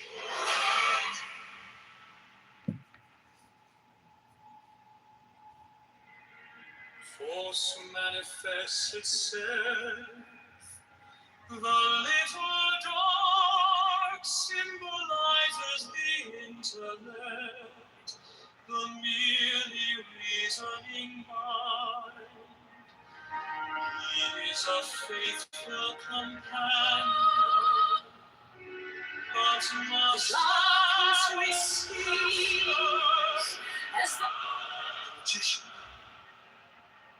The title refers to man as the director of the force, by which he transforms his consciousness and reaches the stage known to occultists. This card has a close connection with the number 1, which is geometrically symbolized as a point, means concentration, attention, lifting of the field of activity. This refers to the practice, which is absolutely indispensable to all aspirants for truth. Until you have learned how to concentrate, you cannot perform the great work. the darkness. Study this key carefully, and it will help you to learn to concentrate. Until at last we find ourselves upon the heights to which we now aspire. To that end. 10, The roses of the arch symbolize desire, and it has been wisely said that desire is the motivation of evolution. Related to such ideas as speed, circulation, rolling, whirling, wheeling, pattern. What is meant here is that the symbology of this key refers to the initial whirling motion, the vast expanse of the root substance of the universe, which occultists call the limitless mind. Differentiations of this primary motion cause all changes in form or quality on every plane. The title refers to the attribution to this key of the pair of opposites, cavity. The rewarding intelligence is attributed to it, and the planet Jupiter, which is called in astrology the greater fortune, and is stated to have tremendous influence for prosperity and all benefits, when well placed in the horse.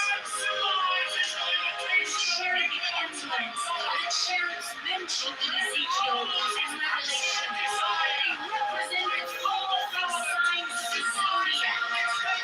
The wheel itself is the symbol of the whole cycle of cosmic expansion. The yellow serpent, whose movement suggests vibration, represents the evolution of the cosmic radiant energy of fire into matter. The jackal-headed Sirius represents the evolution of consciousness from lower forms to higher. Finally, the Sphinx typifies the real strength of man and expectations evolutionary journey. In this cycle of subconsciousness. Lilies, because they are white and six-petaled, represent the abstract perception of truth, as well as the cosmic laws and principles by which the universe is sustained. To the high priestess, the astrological attribution of key 2 is the moon. The moon is a reflector of sunlight, and thus is a symbol of reflection, duplication, as in a mirror and ideas. The crescent moon is cup-shaped and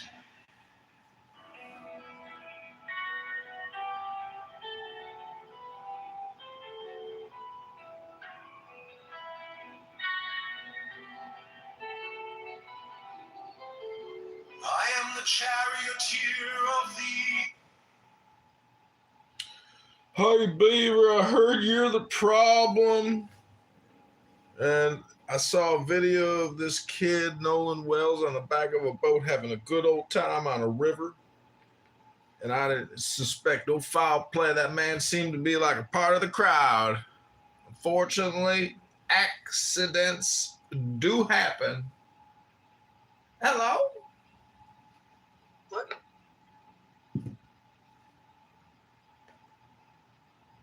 Do the Bill Clinton voice. Hey, Monica, could you send Monica in here? Hey, darling. You know what I'd like you to do, Monica? What's that, Mr. President? Come on over here, Monica. Let me show you something at the desk.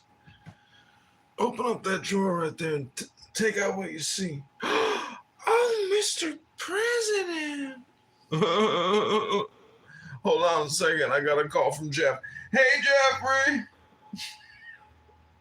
Yeah, I'll see you on the island this weekend. Monica, come on over here and say hi to Jeff. Hi, Jeff. Hey, Monica, it's Jeffrey. All right, Jeff, I'll see you this weekend. Take it. Monica, come over here and suck Daddy's dick. Mr. President.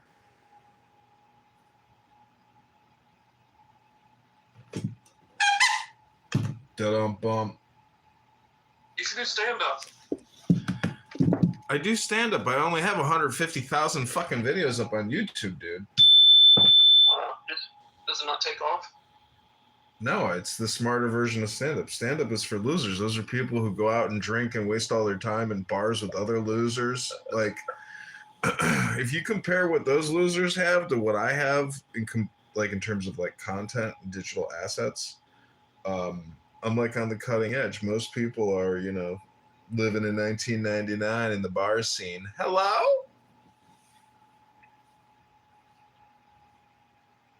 Why do you think so many people are trying to manifest a murder out of this Nolan Wells situation? Because it's like a subconscious boogeyman. It's like a ghetto mythology, or like a Candyman. Did you ever see the movie Candyman? I don't remember. It's like this ghetto murder movie where just like if how the wives' tale about like if you say Bloody Mary, Bloody Mary, Bloody Mary, it's the same thing. You go Candyman, Candyman, Candyman, and then an N word pops up with like a meat hook and then kills you in your ghetto low income housing unit.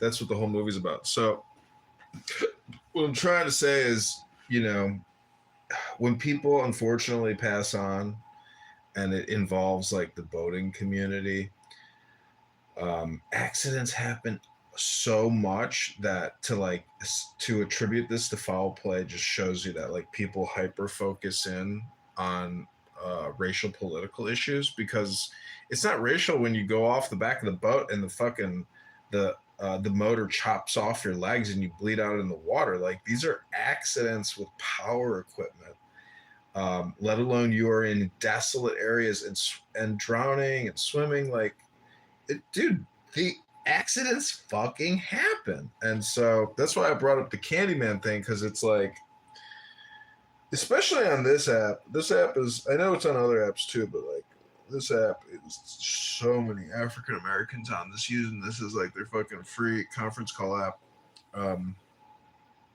They're just looking for shit. And plus the media is playing it up, so it is what it is. But all this shit just will phase away. But like, if you want to have some fun, create another room and just call it like another Carmelo Anthony room on behalf of Nolan Wells. It's just Matt would get there. This is content, dude. A lot of these African American. I want Beema to write Carmelo in prison, but she hasn't done it yet. I created a new house today called Beema something. Can't remember what the rest of it is, but oh man. I wanted to tell her that I actually kind of figured out a way to make structural white racism work in conjunction with reparations.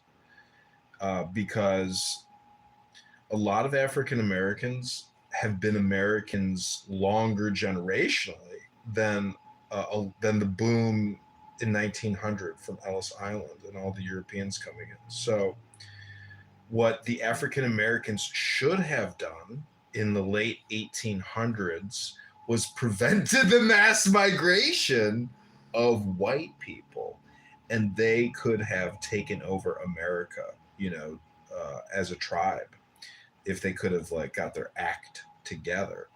But because of structural white racism and Jim Crow and redlining and all this like suppression of African Americans, you could make the argument that African Americans are due reparations, but you'd have to admit that they were politically unable or didn't have the willpower. That's the question. Is it their willpower, or is it actual structural white racism and suppression of their willpower, which wasn't able to manifest because of, toxic white structural racism? So that's how I would identify the key time period where they lost big time, because the American population exploded around 1900. So that's my explanation for reparations and why they got shafted so bad after liberation from slavery. What do you think? Yes. So you're basically saying they had their chance and they blew it? They had their chance and they blew it to become the majority or like a superior minority. They had that opportunity, but because of Ellis Island and mass European migration, they lost whatever hand they had. They lost it. So that's why it's a little hypocritical as as a white American European whose grandparents came over in 1900 to shit on an African American who's generationally longer in this country. And so that's why I say, like, from a republic perspective, you could make the case that they were shafted and are due reparations. But there's two types of reparations. There's the individual plaintiff reparation, and then there's the class action reparation. But the numbers are so stupid that, like, but plus, anyways, this guy Boutros, Attorney General, he's already figured it out that the Equal Protections Clause in the 14th Amendment, you can't create racial hierarchies and fund it. It's against the history of our, progression of political thought and law. So reparations are out of the water, but I just think from a historical perspective, African Americans should make a big stink about 1900 and how they got shafted in terms of demographics. And maybe Dr. Peepee, the pseudo-intellectual historian who knows everything about these weird little minute things, which are so stupid. I keep quoting him, and I say, "That's not the topic. Stick to the topic, please." Like, it is, he is such a bitch in these rooms, the way he talks to people, especially in Gary Bumgarden's room with his green bean and how the green beans can interrupt and pick apart your questions. Like, he got roasted by Smurf or Homer or whatever he goes by. He was like, "Shut your fucking hole, Marshall. You fucking faggot kicking me from rooms. Fuck you, fag." Like, this guy, he's a successful dude. He's like an investor and a Jewish guy, I think, but he loves talking shit about liberal progressives. And really, Marshall is actually just a Democrat cosplaying as a Republican. And his candidate, Monica De La Cruz, who is a current congresswoman, they hate Trump. And like, Marshall talks shit about Trump all day, every day on this app. And he's a Republican? Like, does the guy not know what team he's on? And his congressman, yeah, well, I don't know if he's a traitor, but I think he's just intentionally, I don't know, when you actually meet people that work in politics, try to play in politics, or have been in politics, I don't know, Marshall is just like, there's 10 Marshalls out there. He's not, he's Stephen Bader with an uglier face. I'm telling you, the Stephen Baders and the Marshall Stankin Rankins and that other guy who's a Democrat, they're all just Democrats, dude. They're all a part of the same fabric, cut in ugly different shapes. It's like this everywhere, dude. I'm telling you, this country is Democrat. There's so few Republicans. It's unbelievable. But anyways, back to Nolan and his adventure. Do you feel sorry for being white? Or guilty, I mean? No, not in the slightest, because I know where my great-grandparents came from, and they went through Ellis Island. So I have no role or part or play in this drama that happened here in, 1865, etc. So I think my conscious... Back in grade school, when you were in class and you were watching a scene in a movie that depicted slavery or mistreatment of black people, did you feel a tingle inside, or did you feel sorrow?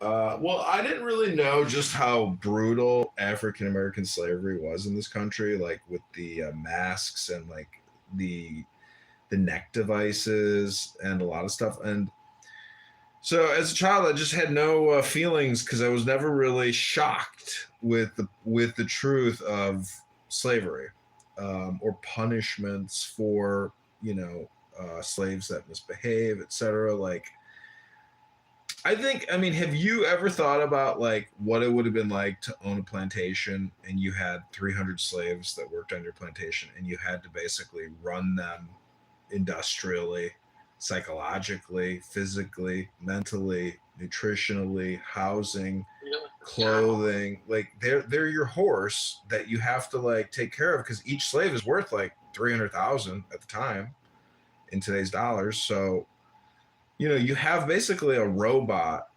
body that you have to treat well to preserve your I don't investment. think they were worth that much. I think they're probably like 40 to 50,000. You could look it up. I was shocked that it was like in the hundreds of thousands. Yeah, because you know, think about it. Like getting a robot from Africa is expensive, even back in 1865. And like, you know, if your plantation is doing $1 million plus a year, I don't know. Anyways, you could like run the numbers, but I've read that the average slave got to keep more in his or her productive output than the average taxpayer gets to keep today.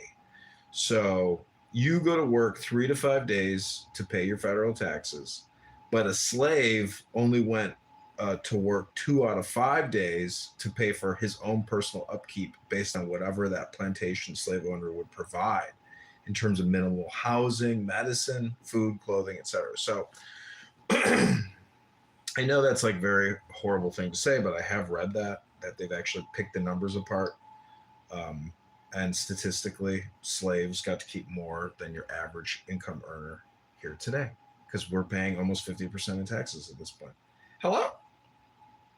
They got to keep something. That's why I said the owner would have to kick back some of that slave's revenue generated to preserve the well-being of that investment to maximize. Oh, you mean reinvesting? I thought you meant they actually got a small wage. No, absolutely not. I mean, but they had to be provided with housing or something to keep them surviving. You wouldn't want your horse in your barn dying, would you? That's why I say you gotta like really try to like role play this out in your own head to understand what it was like to own slaves. It's not something that you can just like pass off and say, yeah, like you never thought about it. Like it's they are part of your lifestyle, you know? They are your slaves. And some slave owners probably educated their slaves because they're like, what else am I going to do? Let's just go read books to the slaves all night, you know? Try to make them hate us less, want to kill us less, and increase our return on investment and productivity for the week. So that's what I'm saying. It's a big mind fuck because like you're like manipulating your slaves to maximize productivity and not kill you and not run away, you know, etc. So it's like, did you have a working relationship with your slaves? There's a lot to think about. Hello? Would you be a brutal dictator, or would you be like, give them a lot of 15-minute breaks and vacation time and all that stuff? Well, we know the vacation time, you know, there was probably some kind of downtime. But I bet you a lot of these slave owners used Christianity. That's about it. What was that? Yeah, Christmas, one day. Yeah, one day a year, not even New Year's.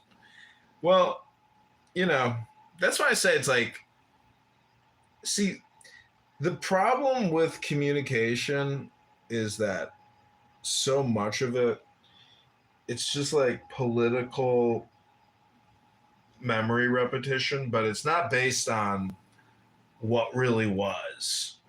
And it's just so polarized to match the ideology of today. But again, I gave you the reason why I created that Bema room was because I was like, if there was a time in African American history where they lost the biggest opportunity that they had to become the dominant force in America, it was in that brief period in the late 1800s. That's where they could have actually exercised political organization and action to take a large percentage of the government under their control, you know, politically, congressionally, senatorially. And they could have prevented the mass immigration of white people into this country.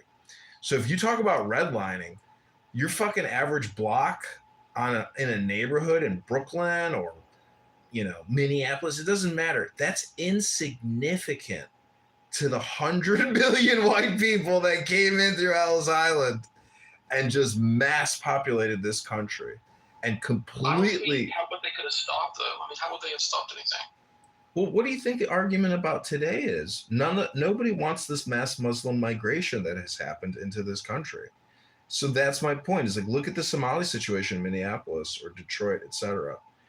And they've taken over the governments.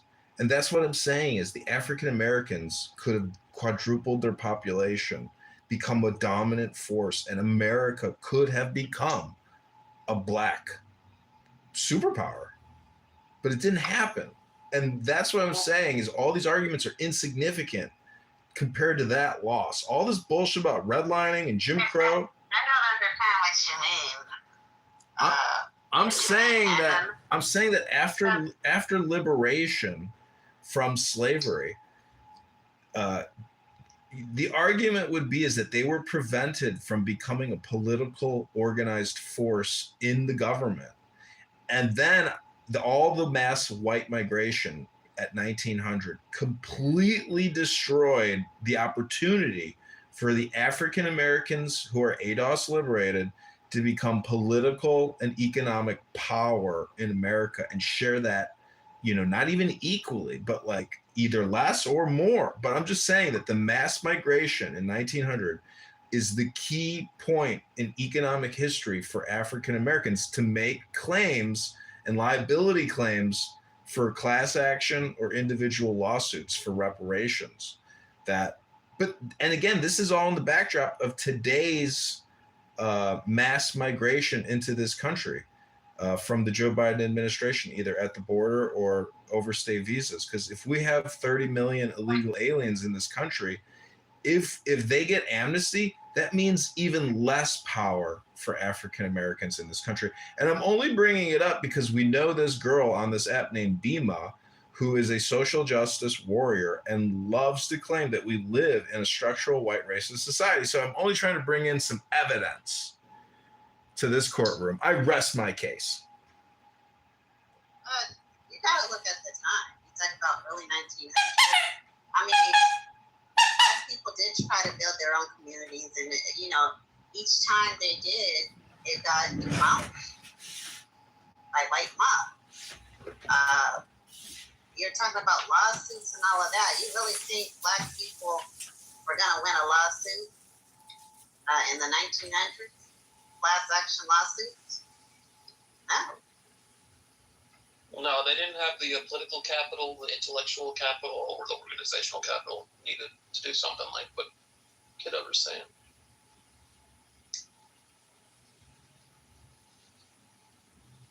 No, it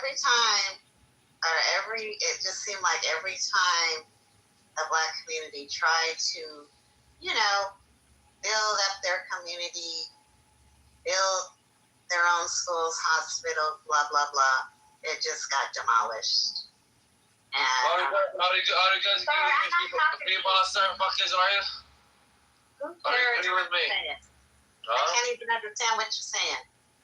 I see it. Are you agree with me? Fuck Israel if you're Palestine.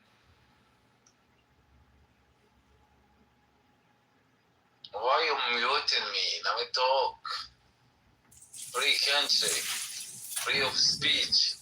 It's not for you. Huh? See that? Not for you. The other thing about What the fuck are you first? I'm an Arabic nigga. I'm a fucking Arab.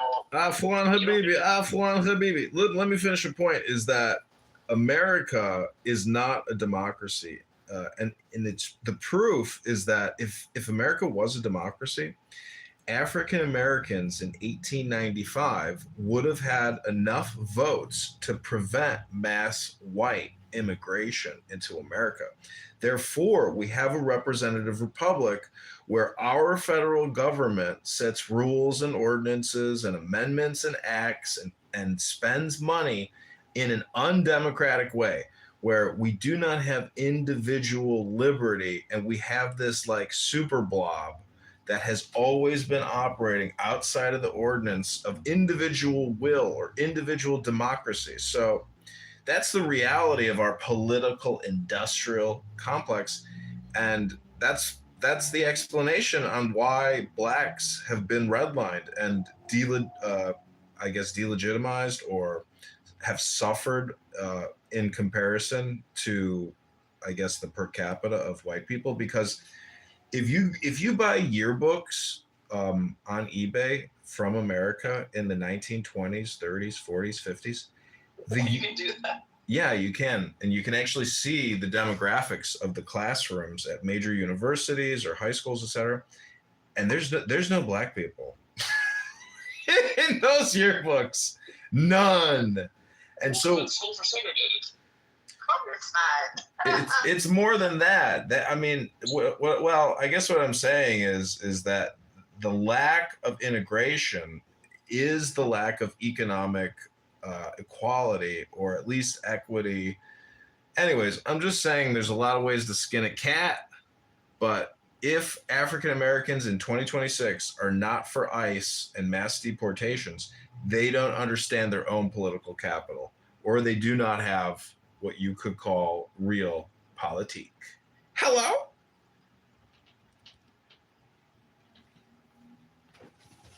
Black, do you hate white people sometimes? Did you say? Do you sometimes hate white people? No, I don't hate anybody. I dislike people, but I don't hate. I don't have hate in my heart. I do dislike. For me to hate somebody, it has to be real bad. I don't even hate Pepe with his ignorant ass. But, I dislike a lot of people. Do you ever have fantasies of torturing white people? Absolutely not. And that's the thing. When I see anybody get tortured or hurt, that hurts my heart. I don't like to see anybody, white, black, Latino, Asian. I don't like to see anybody get tortured. And so that's what I'm saying about black people is black people cannot, in my opinion, and my factual opinion, really, because I believe it's fact, black people cannot be racist. We don't have the capacity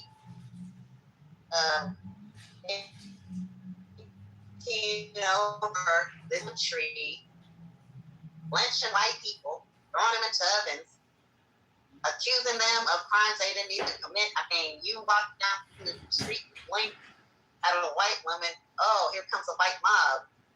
You're convicted and killed or lynched. A lot of people really need to,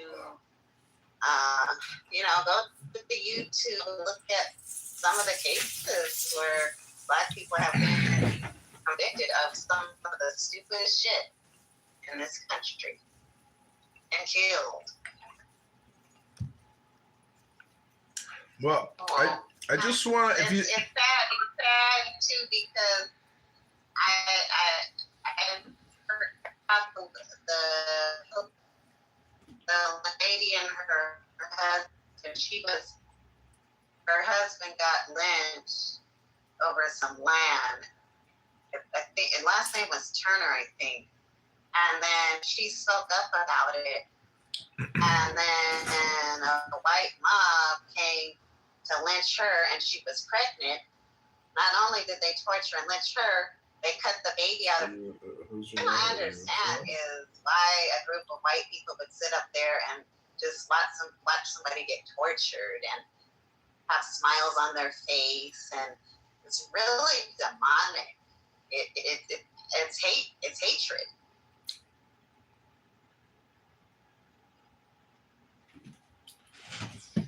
Well, I was going to say, if you talk to Bima, just tell her that my little research into structural white racism was my little way of giving back and fighting back if her theory is correct about the flat earth. But regardless of how I was born in my birth, or what the truth of the earth is, or what my death will be, I did my part today on behalf of Bima.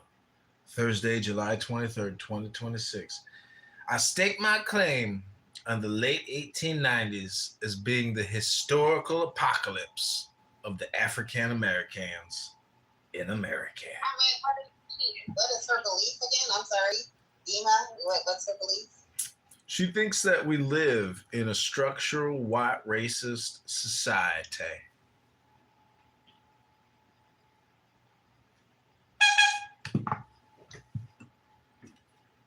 I mean, you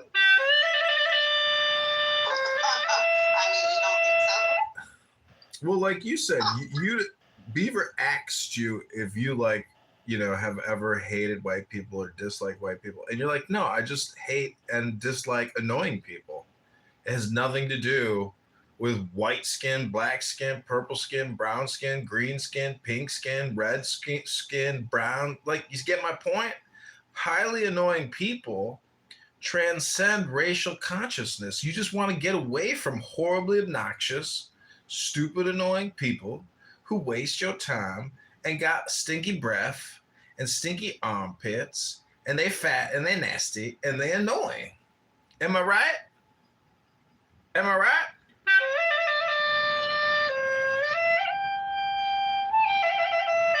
I mean, if you think this is a structurally white racist society, provide some evidence or opinions on why that's so. I mean, let's look at history.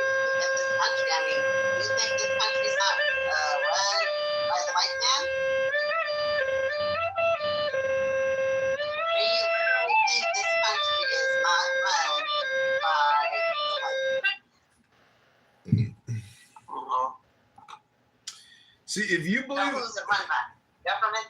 Well, God, if you believe in a supreme power. Government. Are you an atheist, Black? No. Oh, you believe in a supreme God? I believe in God, yes. I believe that there's only one God. One God, one will, right? One destiny, one plan, one man. Hello? That's why I say all this structural white race is just stupid talk. It's really anti-God. Yeah, I don't know that, but I could tell you this. Dima might feel that way because I believe, she's with a Black man, and she learned a lot, being around, a Black person. So, maybe she didn't know a lot of stuff before she got with this person. And maybe she got education. So I really don't know. But you cannot sit up here and tell me in this country that there's not parts of this country where it's certain sections are for, lower class people and upper class. I mean, and who's most of the upper class? It's not Black people. It's not Latinos. Yeah, but there are Asian. upper class in the African American community. It's just so ridiculous to say there's not Black elites. For Christ's sake, King Lamar, Oprah. I mean, the list goes on and on. Jay-Z, Beyonce. Dominating the media, dominating industries. There is not Black excellence. There is Black excellence. It's the majority. I get it, but it's a bell-shaped. It's a bell-shaped curve, and I think it's kind of entitled. I think I've come to the conclusion that people on Clubhouse are extremely entitled and privileged, because there are people that can come here 40 to 50 to 60 hours a week as if they're fucking rich. How the fuck can people spend this much time and give all their focus and all their concentration, all their mindfulness to a fucking conference call app with a bunch of people intentionally gaslighting each other? I'm just saying that everything is a bell-shaped curve, and when people say, it's a white man's world, and there ain't no Blacks up there, it's like bullshit. African Americans are the cool people, didn't you know? and all the white people want to mingle with the cool people, like Barack Hussein Obama, who ain't even black. Mama white? I mean, come on now. It's all theater. He's not black. He is half black. He's half African. He's half white. His mother's white and his father is from Ghana. So he's half black. He's half. He is. He's half. African. He's gay. He's half white, and he married a trans black man. Come on now, that's silly. That is really. You guys are painting this narrative about Michelle Obama. Why is Michelle Obama eating Altoids with George Bush, a war criminal? Like they're besties, and they're supposedly opposing political. Come on, it's a fucking theater show. These fuckers organized, controlled, manipulated. Obama is a white man's Uncle Tom. He's George Bush's Uncle Tom. He's George Bush's CIA bread and butter mind control project with a trans husband. I know it sounds ridiculous, but prove to me that Michelle Obama is the mother of those two children. Never seen a pregnancy photo. It's all bullshit. Surrogates. Yeah, that's a bunch of drama, propaganda, lies. No. Prove I it. don't believe that. Show me the photo. Just Google it. Beautiful pregnancy photos of Michelle Obama. Never seen it. But I do know that her jaw, for a multimillionaire worth $100 million, her teeth ain't even straight because they had to do teeth reduction or some kind of jaw surgery to tighten up that little aesthetic. And I know every photo is airbrushed. All those glamour shots, the perfect family while he's waging war in 10 Muslim countries in the Middle East as the president, dropping more bombs than all of World War II combined. The man is a war criminal and a vaccine criminal. He's the biggest slut, whore, demon prostitute we've ever had in the Oval Office. He should have been wearing a jacket that said Pfizer, Moderna, J&J, AstraZeneca, Northrop Grumman, Lockheed Martin, Advanced Defense Material. Like, the guy is worth almost $1 billion now. His facility is worth $1 billion. The man is a fucking business genius. No doubt about it. But he's not in love with that man, Michael. You can see in the photos, there is something off about Michelle. And we live in an LGBTQIA plus world where trans is everywhere. The governors are trans. The congresswomen's are trans. The military generals are trans. And you mean to tell me that the CIA, the biggest organization on the planet with $100 billion a year operating budget, ain't gonna squeak out a trans, first lady? Come on. That's what's happening here. I rest my case.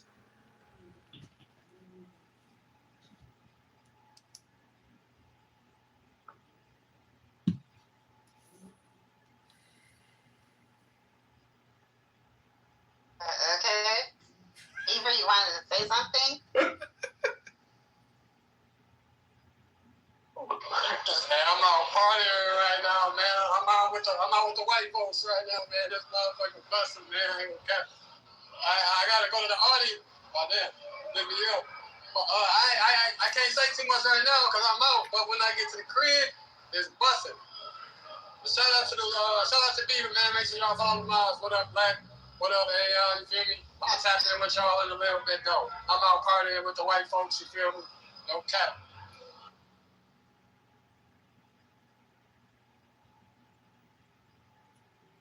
You see that, Black? Timothy is celebrating in a structural white racist society, but he's having a good time. He ain't being oppressed. He ain't being redlined at the bar. It's a myth that racism is an epidemic, an endemic.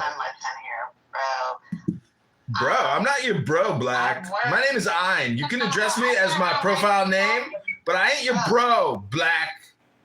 Address me as I would like to be addressed, which is Ein. Is that okay, Black? I ain't your bro.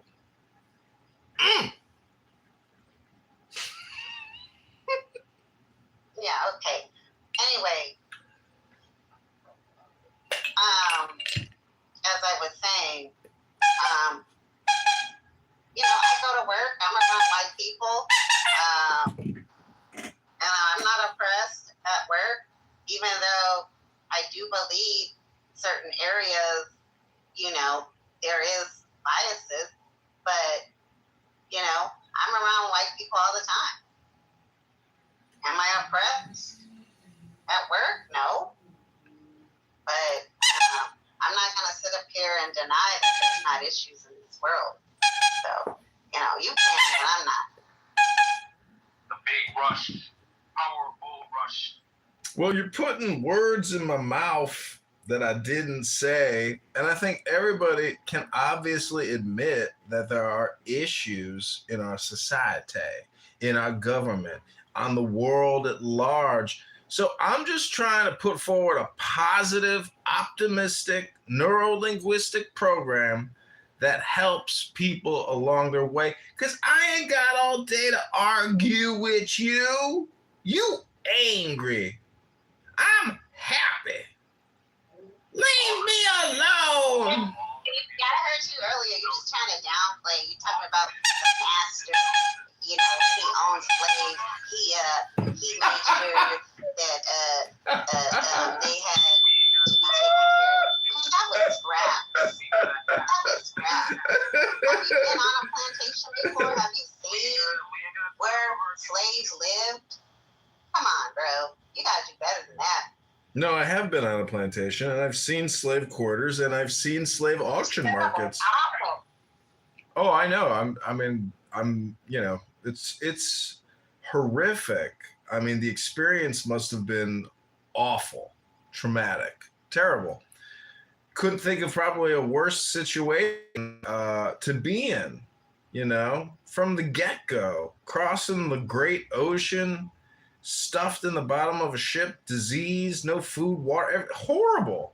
The whole experience is just pure suffering. And I can only imagine that some lives, how they even found the will to live. I'm sure a lot of slaves ended up making the ultimate decision to not live. Jumped into the water. I'm sure a lot of people chose death over slavery and servitude and punishment and censorship, because they were censored. And talk about platforms. They had no platforms. Their houses didn't even have platforms. They had mud floors with no plumbing, no hot water and heating, no kitchen, not even a couch. Just a straw wooden bed, not even bricks. Awful, horrible, terrible. Where is Acek?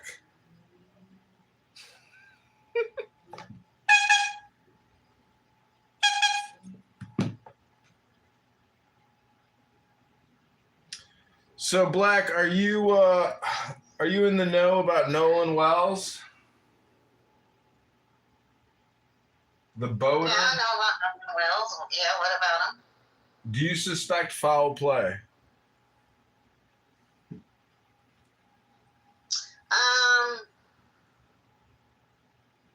The only foul play, not directly onto him, the only thing that I feel is they knew that he had drowned and they just left him. And that's just the bottom line. So, do I believe that they hit him with an object or no, I don't. But I do believe they saw this young man drown and they just left him like nothing, like a piece of garbage. So, yeah. Well, to say that they thought he was a piece of garbage is really insensitive and lacking, I think, in awareness or context. Because I've seen video.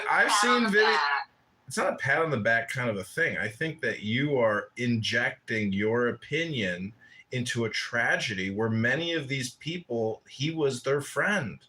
and they're very sad. For my opinion? Yeah, but I think your opinion's way the fuck off. Because no, it's not. It actually isn't. Well, okay. The reason I just told you I don't believe that they, put hands on them or anything Yeah, like I know. that. I heard However, you. they left. I know, but if your claim is that they saw him drowned, and let's say they did. Okay, but you're also implying that they couldn't retrieve the body, or they decided to just leave it. But when you're dead, you're dead. And the fact is, they didn't kill this kid. And as I was talking to Beaver earlier, I used to have a boat, and I have more boating experience maybe than others. And I follow the news. And in Chicago, we have what's called the playpen, where there's a lot of boats. So that means a lot of accidents, horrible accidents, because you're dealing with power motors, huge machinery at high speeds. And so, I guess I won't continue speaking because I hate being redundant.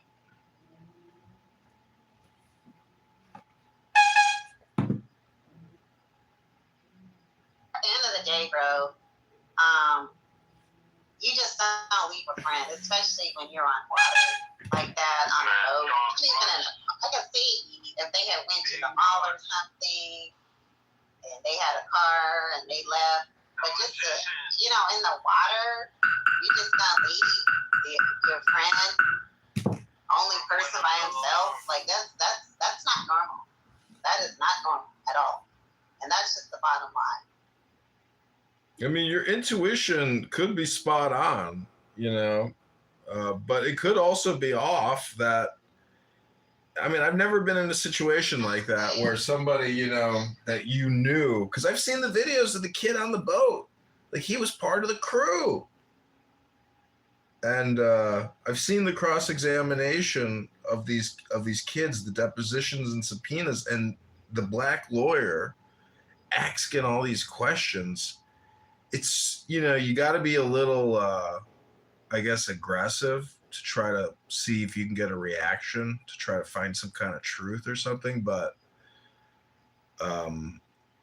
it's my opinion that this topic is very much like Carmelo Anthony, where black fragility is really what's at stake here. And this poor kid's death is being used for political communication to kick a dead horse for no other reason than lack of creativity, lack of focus, lack of concentration, and the mythology of structural white racism, and using this poor kid as a piece of evidence in a non-existent court case for lonely, bored people to continue to spam the internet with their bullshit. Hello?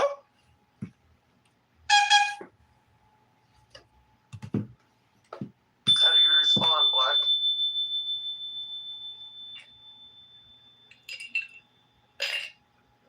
I don't know what to say. It is in and out. She didn't even know what to say.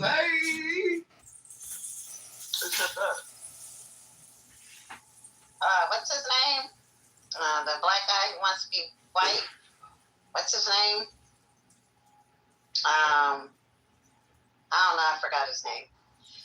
Anyway, listen. Sad case. Very sad case. Am I saying it right? Carmelo Anthony. Sad case.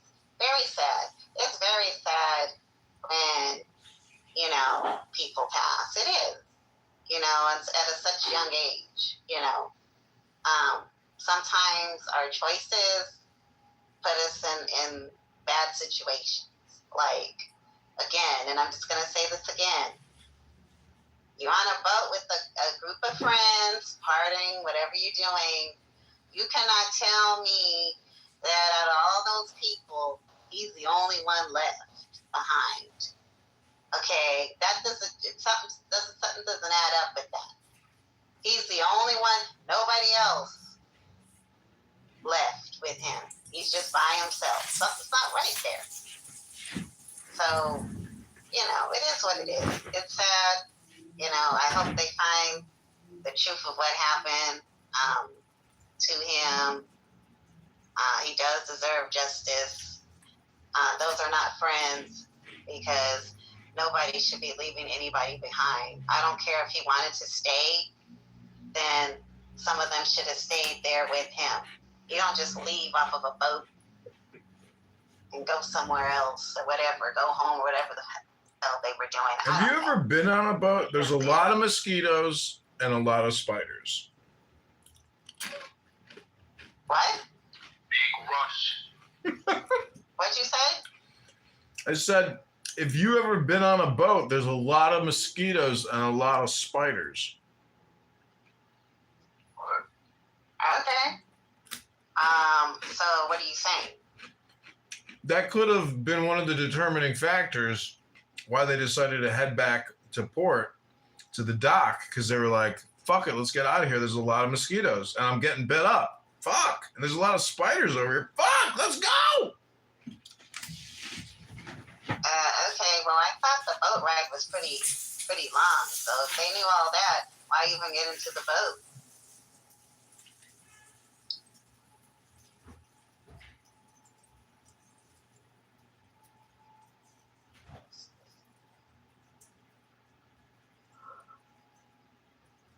Because I'm not trying to get bit up by, get my body marked up. I know with Caucasian people, when they get bit up, because one of my friends, their body turns red. Me, I got all kind of dark spots on my body when I've been bitten. So I wouldn't want that to happen to me. We just stay off the boat and play in the water and sand.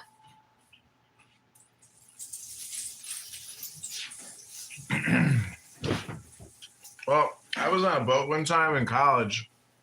I got my boat license. I took out a boat with two friends of mine to go water skiing, and the water was ice cold. And I said to my friend, I said, bro, there's no way. I can't do this. It's too cold. He says, go stand in the back of the boat. There's a puddle. It'll cool you off from your feet. I'm standing in the water in the boat. I'm like, yeah, maybe this will work. Next thing I know, he shoves me over the back of the fucking boat. So friends fuck around on boats and people get clipped, you know? I got a bunch of friends and, you know, I mean, in hindsight, they're kind of assholes. They weren't necessarily looking out for me. They were kind of like parasitically using me to have a good time. And I suffered the consequences of the fake friendship. And I think that that's what could have maybe happened to this young man.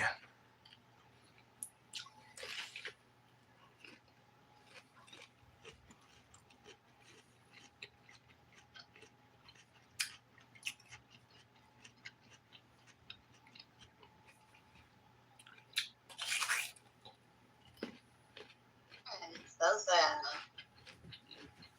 Oh, hi, Matt. I didn't see you come in. Something's wrong with this app. Calm down, Black girl. This is the latest and greatest on that cake. Nothing. The room was running on fumes. So I changed it to reparations. Beaver, Beaver, maybe you can give Matt a summary statement about my theory about how African Americans were apocalyptically decimated in the 1890s with the advent of Ellis Island and the mass influx of white people. And that would be the point in history where reparations would have to be calculated. So, I mean, it doesn't make sense to me, but whoever believes that African Americans missed their window back in the turn of the century with Ellis Island, they should have come together and stopped the mass immigration of Europeans, because that dilutes their numbers as a percentage of our population. Even though African Americans were tiny back then, weren't they? Like their percentage. So, I don't know. Okay. So basically, prevent other people from coming in, so it wouldn't dilute their numbers, essentially, right? Okay.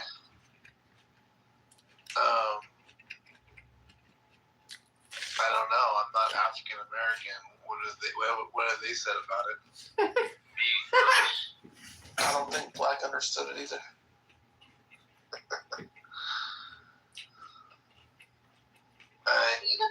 He was mostly trying to make a statement about Bima, so she's not here. You should probably explain that when Bima comes in here. Peter lost his shit. So he got mad at Sig and somebody. His voice changed. He's like, "Shut up! Shut up! Shut up! You don't know!" And then he stormed off. What did he say? What made everybody, or what made him mad? Or something about Iran, and somebody was saying, I don't even remember what it was, but then Sig was like, "It's not your turn to, don't talk, it's not your turn," and he just lost it. I'm trying to get him in here. I just don't get why all these people are, they're just so convinced, or it's like they want it to be a murder. They want this kid, no one else, to have been killed. It's like they're trying to manifest a murder out of nothing.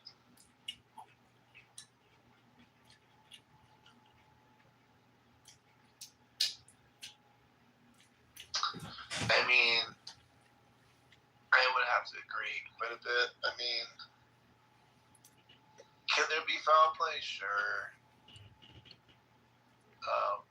Could there not been foul play? Sure. We just gotta wait and see. I mean, from all that I've read the last little bit, I don't think anything went wrong in terms of anybody plotting to get him or something. But maybe I'm wrong. Maybe there's somebody out there that knows something about like an evil plot to kill him or something. I don't know, but I don't know. Like, I agree. I don't know. I mean, anything's possible. I'm not willing to just discard it, but man, those people were pretty dumb to plot to kill this kid on such a busy holiday. I don't know. Maybe, I don't know. I don't know. Well, the 20 Americans that have died in this conflict with Iran, that's real. The hundreds of Americans that have been injured in the war with Iran, that's real. The 5,000 dead IRGC commanders, that's real. But this kid drowning is not necessarily from targeted assassination or coordinated murder or RICO. Oh, we got Tiger here. Maybe Tiger can help us. Tiger, we're talking about this young African-American.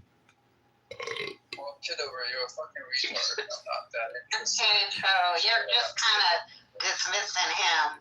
Like what happened to him was just like nothing. Well, we're here talking like privileged, entitled people who are alive. Talking about a young man who died having a good time on a boat. He could have died in worse ways. He could have been born Chinese with a micro penis like Tiger, who goes into Gary Bumgarden's newsroom and starts saying anti-Semitic Jew hate remarks. What a racist and a bigot and a xenophobe and an anti-Semite. Shame on you, Tiger. And whoever your girlfriends are, I'm sure they're disappointed when they see a Tic Tac in between your yellow thighs. I rest my case. Wow. Big fat. Mary, come on up. Big fat. That's the power of the Tic Tac rush.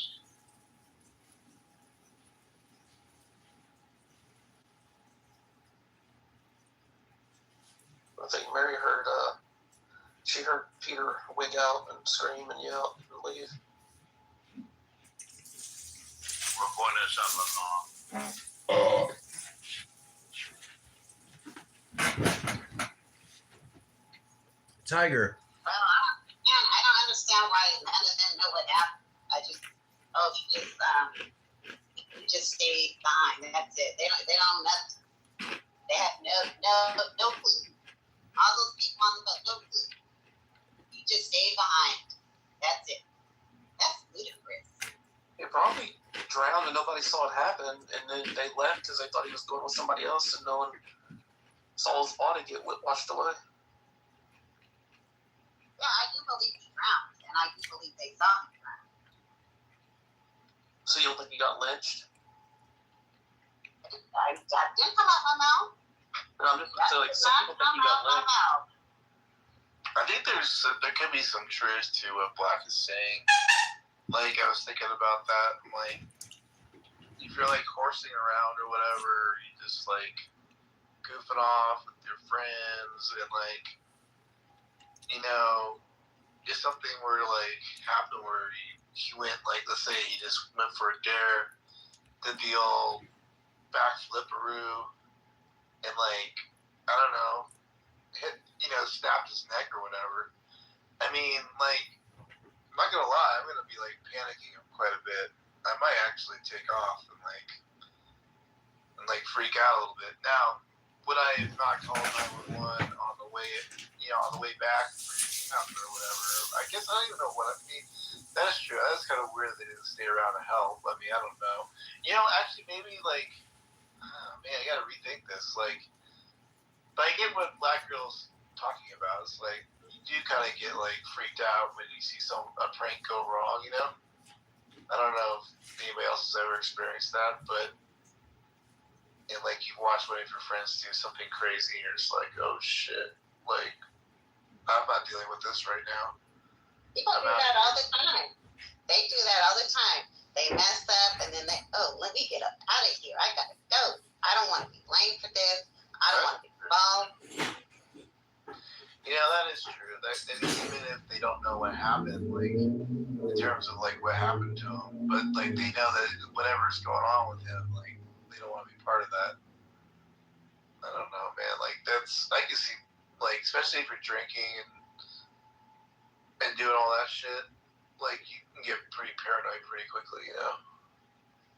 Because then all of a sudden you're the person that's gonna be like on the hook. So maybe like it's kind of a stretch a little bit, because I don't know. I mean, I don't know how good friends they really all were, but if there was like, if they were just kind of like, I don't know, adjacent friends there, then maybe they'll be more willing to like just take off. You know what I mean? Like, I don't know if they're like all this great, like really good friends. Maybe they were. I don't know. I don't know like the history of all people. See, this is like people talking about the movie Scream or something. They never saw it. Nobody knows nothing. Because it was an accident. Because it wasn't a murder. What? Yeah, well, I don't think anybody say it's a murder. Like, I don't think anybody intentionally went out there to kill Nolan or whatever. I think it was just like, oh shit, damn, I think he might have like broke his neck or something, and like, I don't want to be part of this right now. Like, we're out of here. Well, and then like that doesn't excuse them, but like that's what happened. You know what I mean? Probably. But see, if it wasn't a structurally white racist society, we would actually have courageous people that want to help save their friend that's drowning. But at some point, you still got to throw the towel in and say, you know what? We can't find the body. It's getting late. We've already sent in the coordinates, etc. Like, when did they pull the plug? Was it too soon? Yeah, but we talked about the. Yeah, I mean, the search party part of it, did they search all night for him? Does anybody know? I actually don't even know. Like, all I know is his body washed up the next day, basically, right? Or something, or a day or two more. I don't remember. But like, the actual search party, I don't know. I don't really remember hearing about, like, what actually was done for that part of things. I mean, I don't even know. Yeah, I don't know either. I don't think, because it's dark, I don't know if they'd be, looking in the water in the dark really good, so. Exactly. I don't know. Yeah, absolutely. They got flashlights. You hear those things called flashlights? You get in a fucking boat with flashlights and you go try to find somebody who's trying to stay alive. Yeah. Case is pretty strange though. But again, I don't think anybody like intentionally went out to murder. Was there like, you know, what's the word I'm looking for? Goofing off, you know, doing things that like authority shouldn't know that you're doing, you know, aka drinking, aka drugs isn't just weed or whatever, but I'm just saying, you know, and all that kind of stuff. Sure, why not? So like nobody wants to have that put on them either. That's the other part of it. Like, can I just quote Marshall Rankin and say, you're off topic. You're off topic. Get back on topic. Reparations. We've moved past the boat. We've moved past the loss of this innocent young man's life. And we have Tiger on stage, a well-known communist Chinese Chi-Com who comes here and says slanderous, libelous, defamatory, anti-Semitic, Jew-hate rhetoric in the Gary Bumgarner News Hour. How do you plead, Tiger, small dick Chinaman? Can you give me an example of the Jew-hate? Cards like Kitover gets to survive so long, you know? I think the world is too kind to retards like him.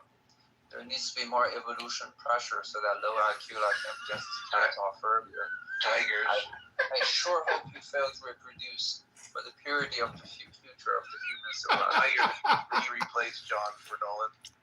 Is that what you're saying? Like, you would have rather that Kitover be the person that died? I mean, I don't give a fuck if he used to die. I just hope he doesn't make him have children. No reproducing. Okay. That's typical eugenic talk from a Chi-Com.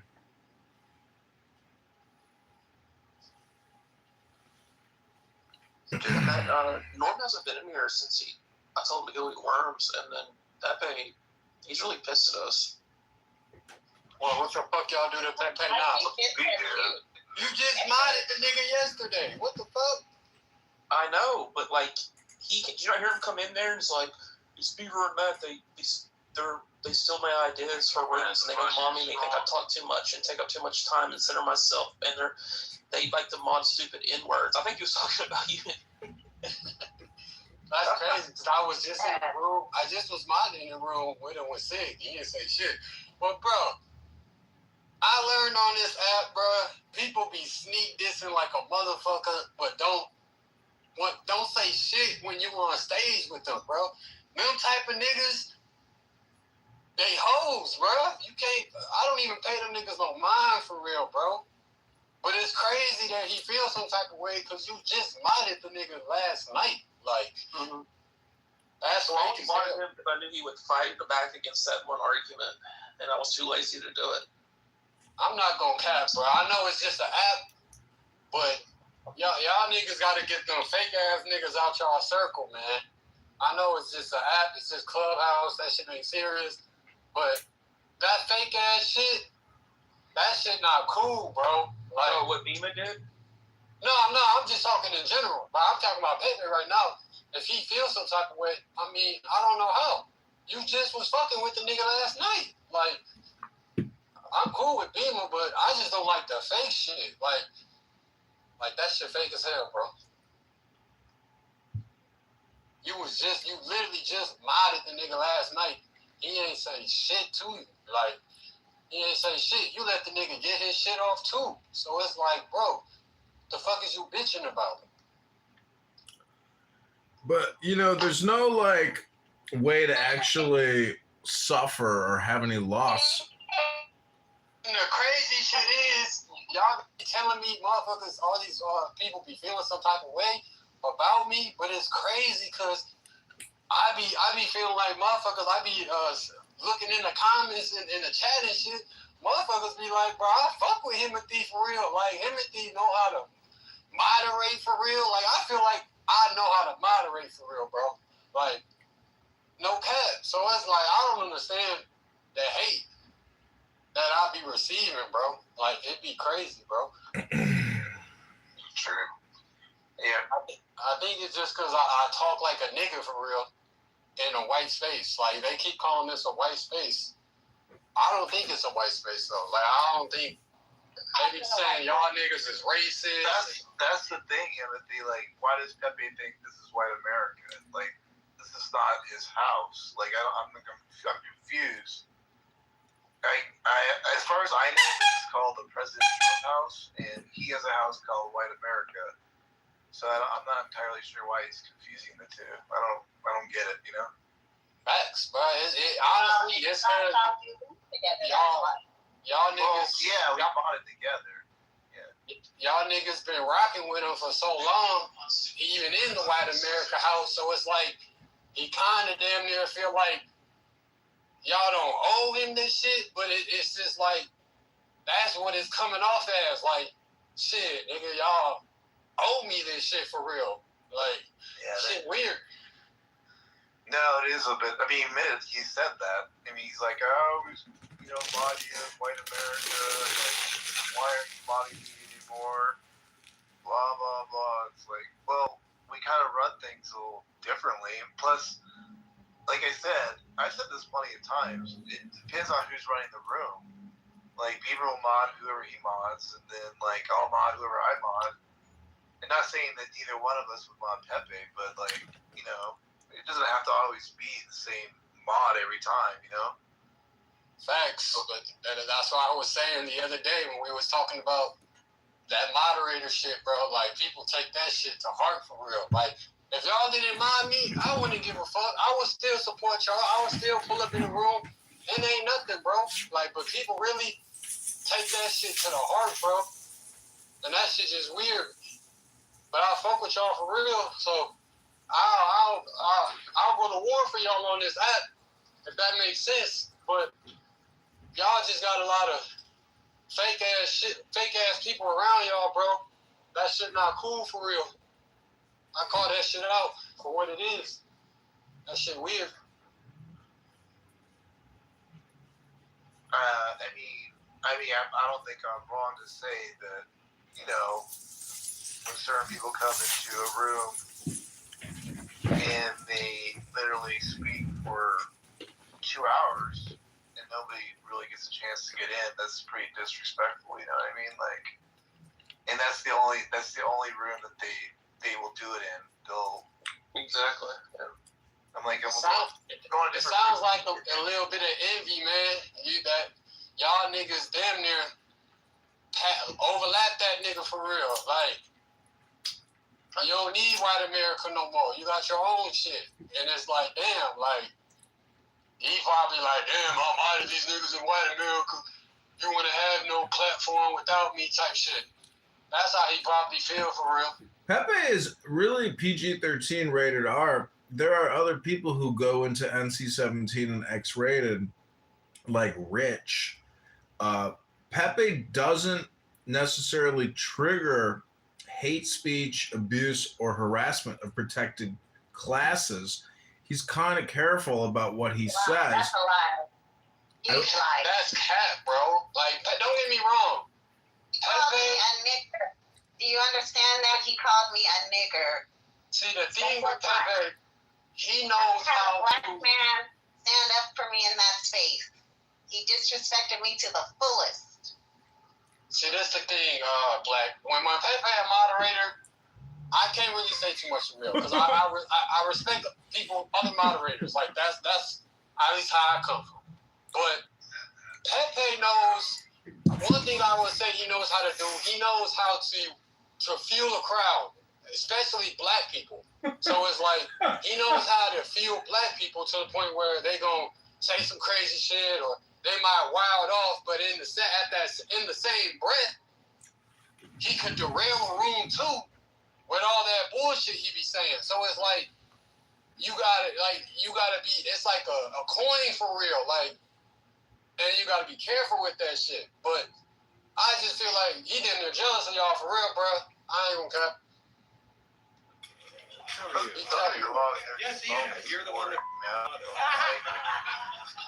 Like, that's the thing. Is like, obviously, he does that show, whatever. That's fine. I let everybody speak. I still will, obviously. He came in right now and let him speak. I just thought throwing a beat right now is just not the thing. Like, especially if I want to have a discussion. I mean, there's moments to do stuff and there's moments not to do stuff. But I mean, like, come on now. And like, I don't know. Like, honestly, my ears were like, I was getting not my ears. Well, actually, my ears too.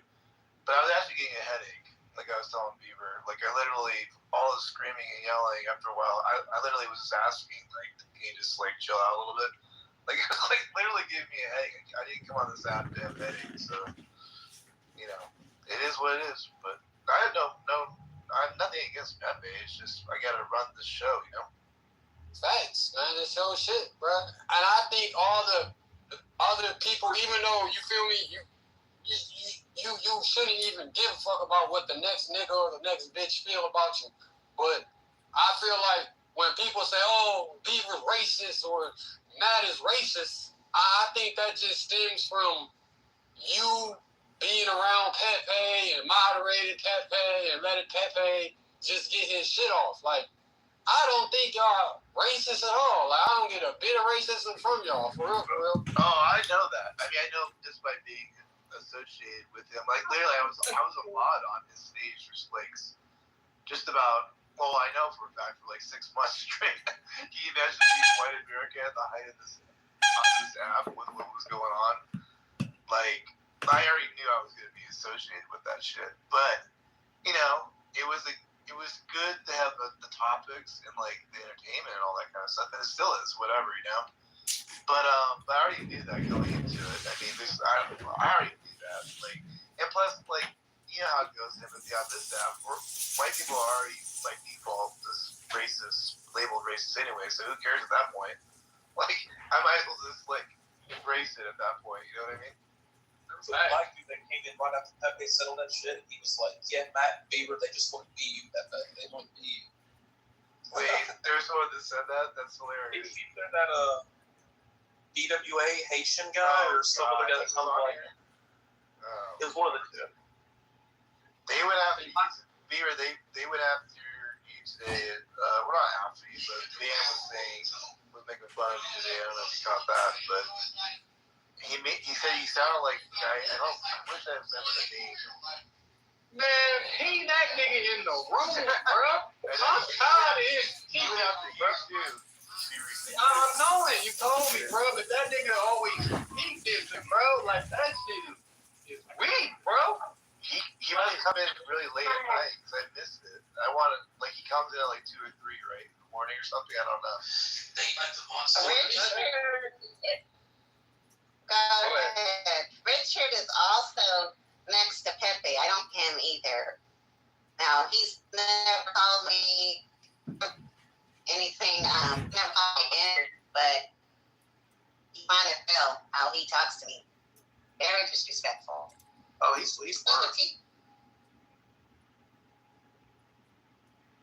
Rich. You guys come across as just normal people, right? Because I've known you, and I remember, I think each of you, I remember, probably said something racist in the past that I heard. I wasn't happy, but, you know, we had back and forth. But you guys, you know, after knowing you guys are just normal. Everybody says something racist sometimes, especially, you know, on Clubhouse.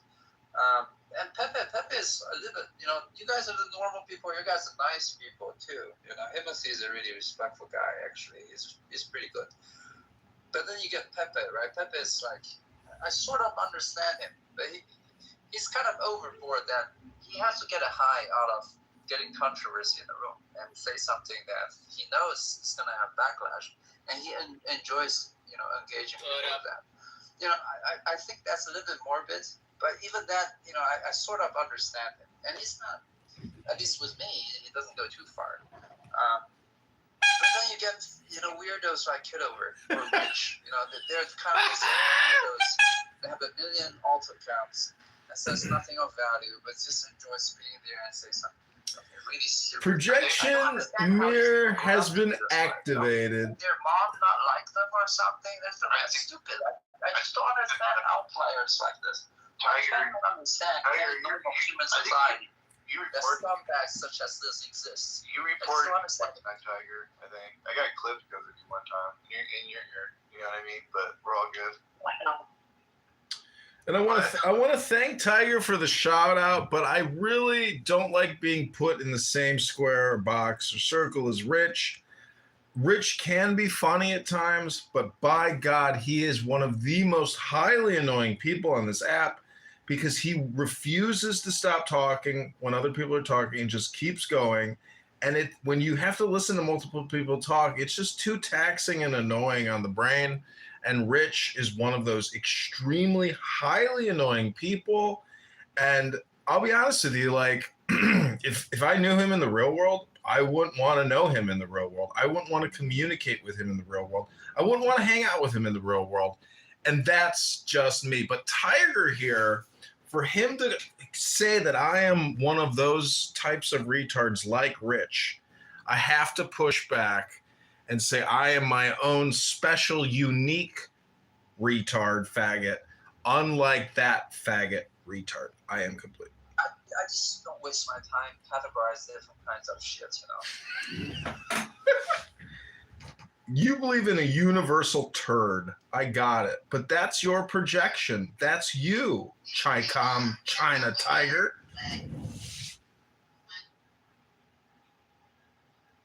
What's up, Skull? What's good? Man, that nigga online, bro. Niggas need to leave that nigga in the room, bro. Who? All the niggas that be sneak this, bro. Oh, he won't come in there. Wait, I didn't hear who. Who was it?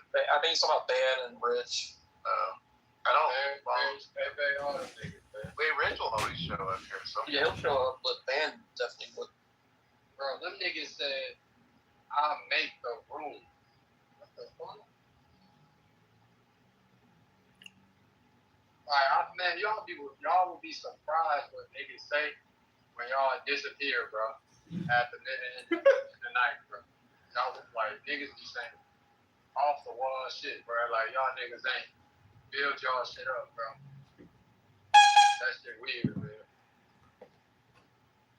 Yeah, I'm catching everybody in the morning talking their shit in other rooms. It's crazy. I'm like, what happened, man? Like, I forget the band said you sound like Bernard something. Does that ring a bell? I don't know. It's some actor dude or some, I don't even know, but I need to find the name again. And like he was going in on you. And then, of course, I don't know, maybe a couple days before that, or actually that was today. You after Timothy saying what they have up there on stage. I can't believe Congressman was actually talking to a guy like that. So, like they're totally looking down on people. Like this is so stupid. Like, yeah, man. It's his MO. Like Ben is always about being above everybody else. So it's yeah, he don't. Yeah. Good. He said Mark sounded like somebody one time. I didn't even understand this reference. You heard him mention who he thought he sounded like? No, like one time he said he's like Matt Cole sounds like something. Oh yeah. Stuff. I didn't even know what he meant. Yeah, no, I didn't know what he's talking about. Of course, he did it purposely because then we're supposed to sound like we don't know anything. You know what I mean? By not knowing who that is, you know. But like, yeah. I don't know. Like, it's just, it's fitting. I'm not surprised. What's up with BB though, man? How the fuck y'all know? Like, how y'all know BB? Are y'all? Yeah, she was BB like. She was blowing me up last night. She said you kicked her out. Bro, that bitch is just doing too much, bro. She's hopping on stage. Oh, I know. She gets out of control. She can. I think. Maybe like, oh, this is Madden Beaver's house. Like, I'm gonna go tell Madden Beaver. Like, is that Gigi? Yeah. Wait, so people don't know how hard it is to run a room. Like, I don't even think people understand. Like, I don't think anybody on the stage that I'm looking here has ever run a room.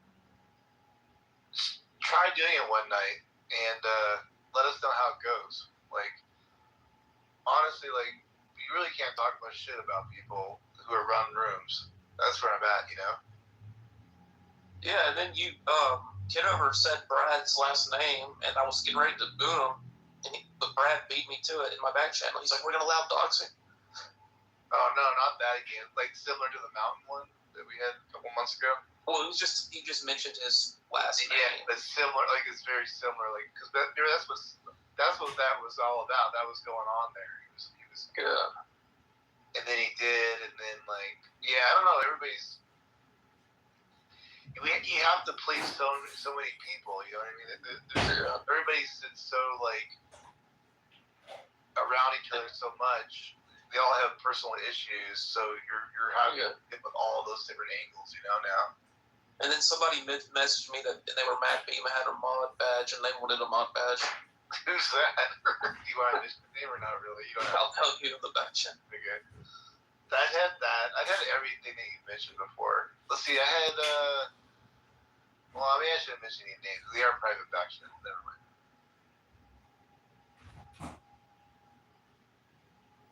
I just want to have a good time enjoying leftist, you know, melting down and suffering during this Trump term. Why can't we have nice things? Why don't Pepe open like that? Why he just doesn't run no rules all the time? What happened? See, the fact that we have 40 trillion in debt and China carries like 10 trillion plus of ours, it's just dilution. Just like market cap equity, where if a corporation issues more shares, it dilutes all the pre-existing shareholders' positions. So that's why if we keep printing debt and we use it wisely, we can just dilute the Chinese debt that we owe. And so that's the problem is that the progressive liberal Democrats want to waste the money on inefficient, stupid projects and programs as opposed to real investment in this country, which is real goods. And that starts in the home. We need to build millions of homes in this country, and we need to dilute the Chinese creditors and do it simultaneously to fuck little Chi-Com tiny dickwads like Tiger who think I'm a retard.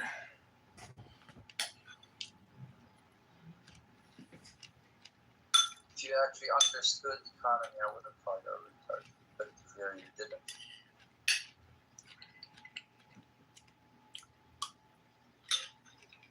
Tiger, the Zionists don't like you at all, do they, on this app? I've noticed.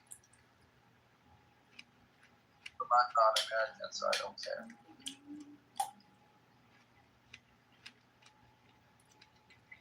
Yeah, I think it's because they got this thing on this app where if you're not American, your voice don't matter for real. This is crazy as fuck. I've never understood that. I always want to hear what people think. Yeah, I actually think you guys shouldn't care either. You know, as Americans, they hurt you the most, yet you are so afraid of them.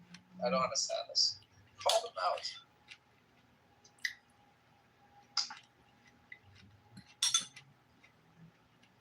Call them out. You don't understand economics. As if Tiger is like the creator of the universe or something. This fucking little Chi-Com tiny dick faggot knows everything. I had so much fun hearing Brad rip your ass apart, Tiger. What's it like in the real world being such an effeminate little faggot? I mean, do you tell people that you're cool and you use a social audio clubhouse app to like voice your opinions? I don't need to take it from Brad. It's not my thing. He's more style than substance. Let's put it that way. Who do you hate more, Kitover? Marshall Stinkin' Rankin or Tiger? Oh, Marshall for sure. What about Marshall or Pepe? Marshall for sure, because Marshall kicks me from rooms as if he's like the fucking, clubhouse police or something. It's so fucking annoying. But he got called out so bad by Smurf He was like, shut your fucking hole, Marshall. You kicked me from rooms, you fucking faggot pussy. I was like, yeah, yeah.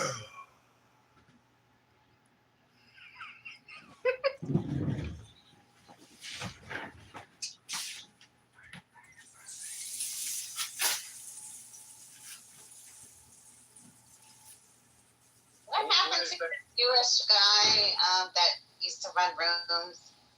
I forgot his name, but I don't see him on here anymore. I think he said he was. It's Roger. Roger? Yeah, maybe it's Roger, yeah. He was really like an asshole to people, that guy with the burly voice. And the cartoon I used PTR. to use Roger too, because he's also a retard. He's one of those libertarian retards. Yeah, I can't stand fence sitters, especially during the elections.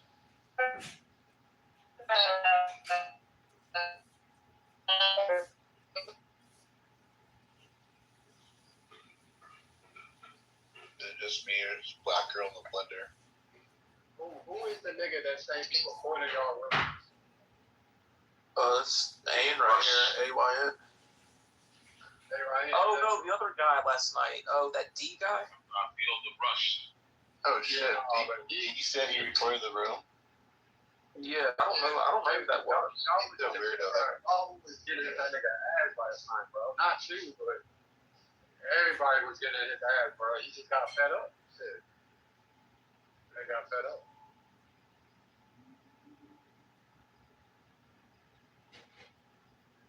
But he fuck with President Trump house for the most part. Like that nigga he be in here all the time, bro. Shit, for a few hours too.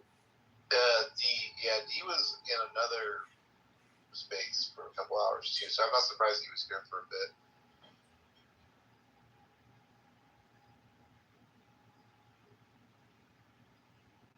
Who would y'all say is y'all most like lawyer? I want to say followers or fans, but you know what I mean? Like the most loyal people that y'all see come in the room on a basis, rather if it's busting or if it's dry. Maybe Wallace or Chloe or Stinny.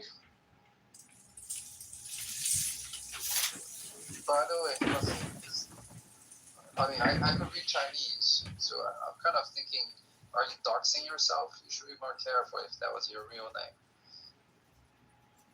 Bro, the thing about me, bro, if you was rich, you know what I mean? Let's act like you was LeBron James, bro. Your address, everybody know where you stay. You know what I mean? His address is on, it's public information, bro. Like, you can pull up to this house, bro. So it's like, all that doxing stuff, people knowing where I stay, X, Y, Z, bro. I don't be worried about none of that shit, bro. Because I know 98% of people on this app is not gonna really pull up for real. And if they do pull up, I know 99% of the time I can defend myself. So it is what it is. Like, that's just my preference. I know people think differently, but I'm not scared of a nigga, bro. I live in the real world, bro. Like, I done seen shit, I done been through shit, bro. This is nothing to me, bro. So when Pepe gets out of his clown car and he's got like an AK-47, he's like, "What's up now, bitch? What's up now?" You're gonna be like, "Is that Pee-Pee?" Well, I was told that Pepe is not white. He's Mexican. Which, well, I guess you could consider that white. That's a common misconception. And I think that he would vigorously push back with his Corsican historicity. You know, what I really don't understand is he always says that genetics are the reason why. And I just do not like that as a response, as if some kind of genetic herd is the reason for X, Y, and Z. The common, statement of it's genetic. It's so meaningless. It doesn't give any context to the situation. It's such a stupid thing to say. Hello? I tend to agree with him, depending on what you're talking, like what features. But see, when you just say genetic, you're just talking about DNA, but that doesn't take in all the conditioning and environmental factors with regards to the genetic. That's why I say it's so meaningless, because culture, language, etc., and how that interacts with genetic. Dude, genetics are like identical, universal.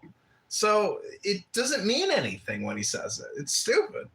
And it's basically, you're just taking a trope or some type of stereotype and attributing it to the term genetic. It doesn't mean anything. Hello? I disagree. I think there's environment and then there's nature. Both matter. I get it, but they're inseparable. But that's the myth of polar. It's a myth. You have no real evidence to confirm whatever the fuck the stupid hypothesis is. Hello? Well, you can never prove it. Yeah, you can never prove it 100%. You can only deduce that it's the truth.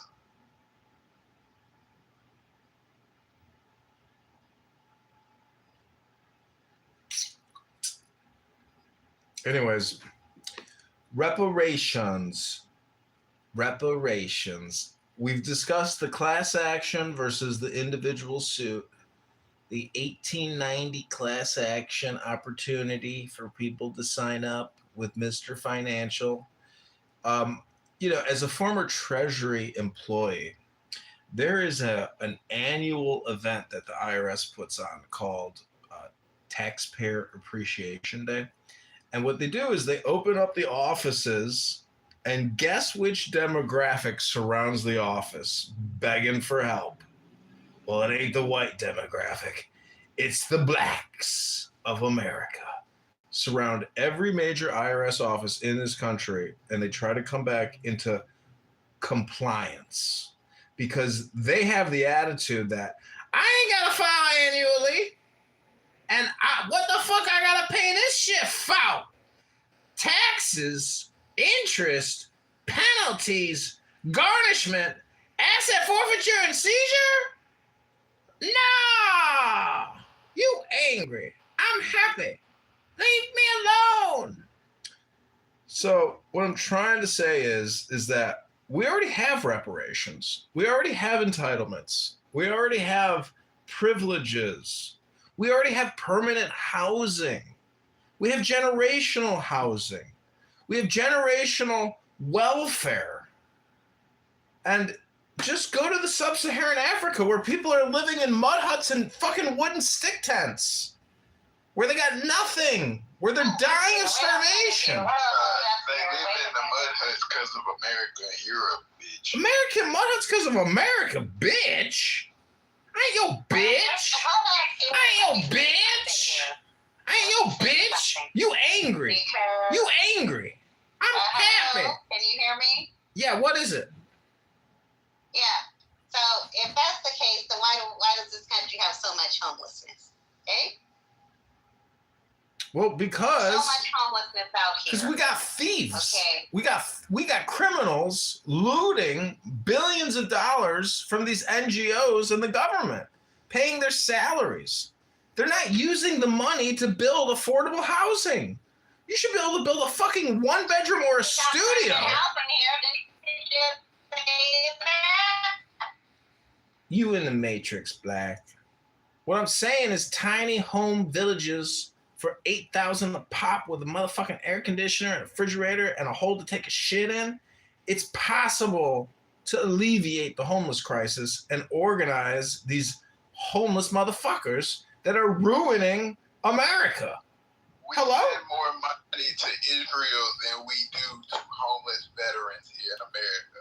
Fuck you, bitch. Fuck you, bitch, N-word.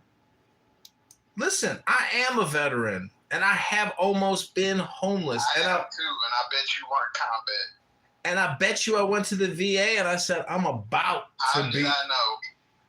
I don't know. You just called me a bitch-ass faggot, N-word. So let me finish my point.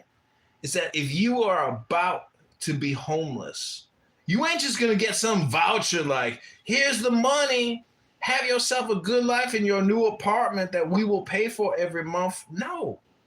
You're gonna have to go live in a shelter with homeless people and bedbugs for a year. And then the VA will say, well, you done lived in the shelter for a year. Here's your HUD housing voucher. Enjoy your new life in your one bedroom for $1,400 a month that taxpayers will pay for you, and we will take from other people and give to you to sacrifice others for yourself. I rest my case. Bitch ass faggot N-word. Actually needed, dumbass. Sorry, you were in the. It's not all military that are homeless either. Okay, there's a lot of people out here. The rent, I live in California. Okay, the rent here is high. It's expensive. People live paycheck to paycheck. Some people just decide, hey, I want to just be homeless because I don't have a bill, so I won't have bills to pay. I just, do a tent outside. I get it. People choose to die in weird ways. If you go to India, they got gurus sitting in cow shit, burning incense, and they got white European girls stripping around them, shooting selfies and doing video Instagrams and shit. There's weird ways to live your life. You ain't got to live in a box. You ain't got to have a gas bill and a utility bill and this bill and that bill and another bill and here, this broken up. You can just kick it at a park and say, fuck it. 2 tears in a bucket. Motherfuckers. Hello? Hey, I feel the rush. I just want to say this nigga does not reflect the American military. This is an anomaly. Projection mirror alert says what? Calling me a bitch ass faggot? What was your rank, bitch? I bet you I didn't spend as much time as Lance Corporal as you, bitch. Lance Corporal? How many toilets did you clean, bitch? For y'all non-veterans, Lance Corporal is like the litmus test for a motherfucker's usefulness. Especially in the beginning tenure of their career in the military. Not for this bastard, seeing as how he pushed paper and pens, he didn't have to aspire to achieve too much. The barometer is automatically low. Projection says what, bitch? I was a corporal, bitch. Then I was a specialist, bitch. Then I was a sergeant, bitch. In the infantry. Hurrah! You were not 03. I was 11 Bravo, bitch. Don't make no assumptions. You know what that makes of you? I doubt that too. What were you, Artie? I got a blue cord. I'm gonna floss your ass with it, bitch. What were you, Artie? Don't make no assumptions, bitch. Say it. You angry, bitch. I can't argue with you. You angry. There wasn't no gun, no dope kick. Goddamn sure wasn't that. I can't argue with you. You angry, I'm happy. Leave me alone. That's what I figured. You figure right, bitch.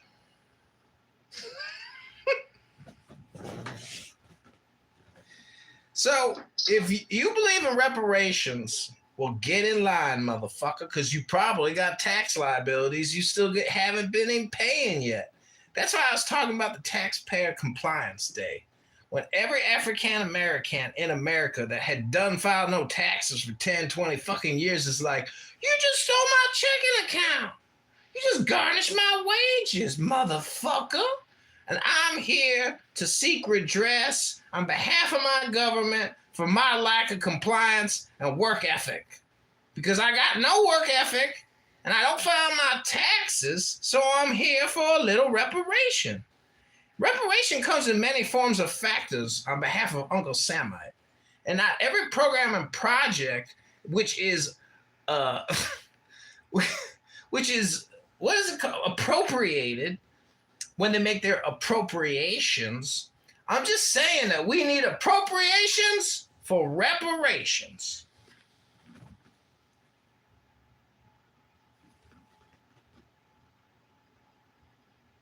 Say it with me now. I pay my taxes every year, sir. Every I'm not talking to you. I'm talking at large. Hello? I want to say again, this nigga does not reflect the United States military. That's because you on a conference call app called Clown House, motherfucker. Lance Corporal. Fucking Corporal. Go clean that fucking toilet. Make it shine, bitch. Make that motherfucking toilet shine like your shoes, bitch. Don't make no assumptions on this stupid conference call app. I done cleaned a lot of toilets too, motherfucker! Even positions in the military don't act nothing like this, nigga. I swear to God, they don't. So rest assured. Yeah, rest assured you goddamn gonna clean more toilets in your future, motherfucker.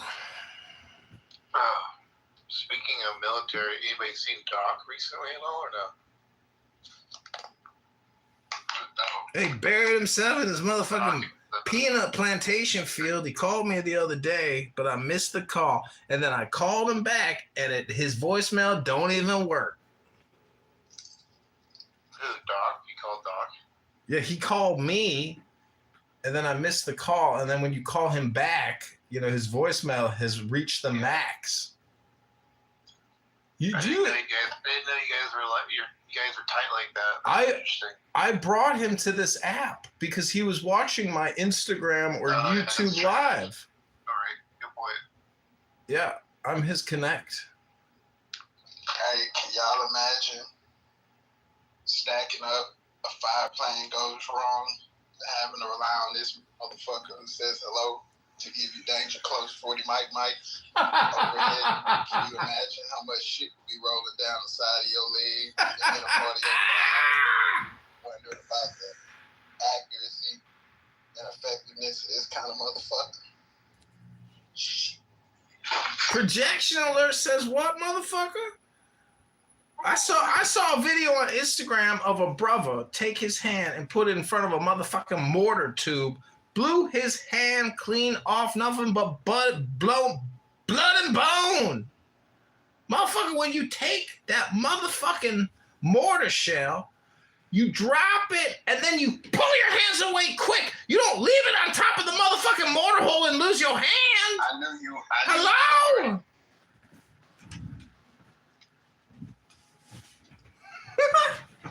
What he's saying is, Marty. Yeah, you probably on tip of the face. He was going, pussy said, don't get too scared to get up close and cute.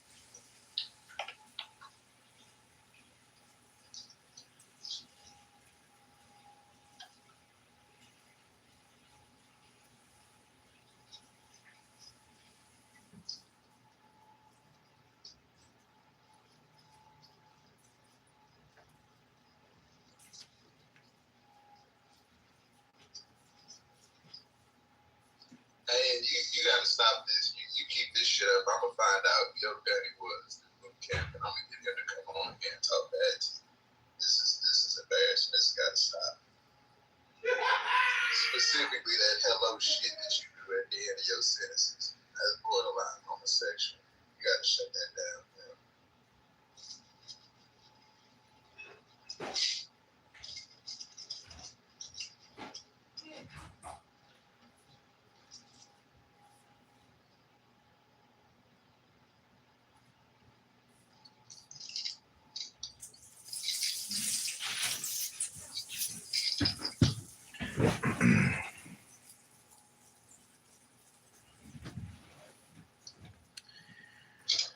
We back at the reparations table. Anybody wanna make a settlement offer? Hello? I feel the rush.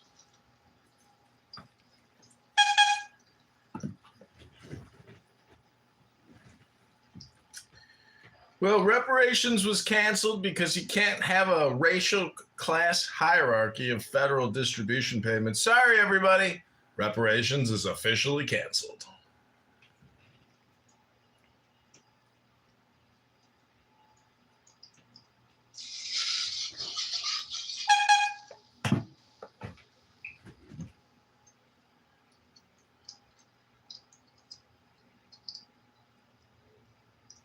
Hey, did you ever hear of a guy named Steven Fitson?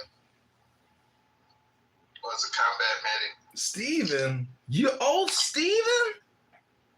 Steven Fitson, he was a combat medic. He would have served. Did you know Pat Tillman? Because I was at Fort Benning with Pat Tillman, the famous Cardinals quarterback, before they killed him. Hello? You an old motherfucker here.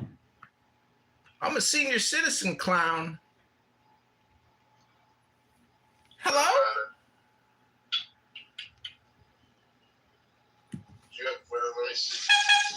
You ever hear of a guy named Jack Powers?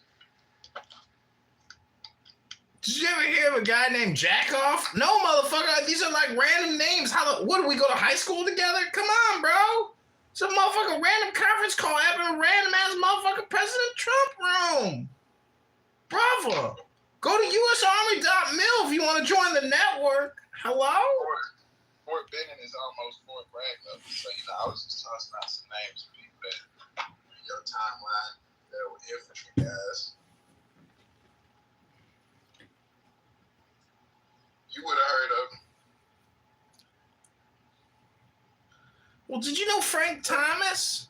Did you know Mike Piazza? Did you know Sammy Sosa? Did you know anybody that ever played for Major League Baseball? If you ask me about some West Coast Marines, I might know. Motherfucker, how many miles and how many toilets did they make you clean? A lot. I was constantly on the highway. Oh, man. You know what a skookum is? No, but I know what a pogue is. Well, what's important is that I'm getting ready to go to bed and dream of my holy guardian angel, my higher self. She's 6'3", has legs like a stallion. She don't need breast implants because her titties are real. And her smile is perfect. And her hair... 100% disability. I just can smell it. Go ahead. I'm sorry. I didn't mean to interrupt. I know you can 100%. Well, you're making an assumption. No, you're making an assumption.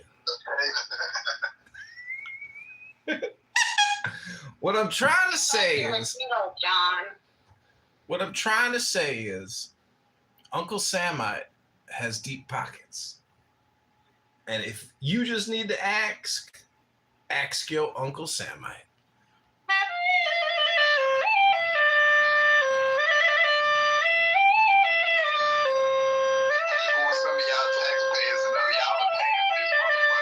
His drug habit. Mental goulash that y'all have to do.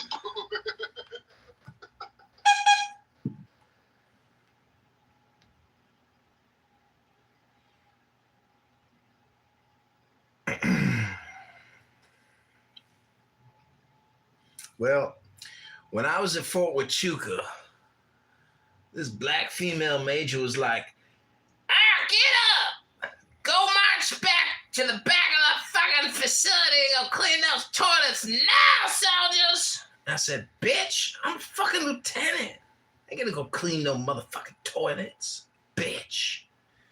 And then I got up and I went to go clean the toilet. And I looked at this Saudi Arabian officer. He was a prince. And I said, are you going to clean the toilet with me? He said, fuck you, bitch. I'm not cleaning no fucking toilet for you, motherfucker. I was like, motherfucker. I got to clean a toilet for this motherfucking Saudi Arabian goat-eating Muslim motherfucker. So I went and I cleaned that toilet. And as I was scrubbing the shit flakes off the side of this old porcelain toilet at this military facility, that Saudi motherfucker was on his bank account app, counting the zeros. he was a multi-millionaire.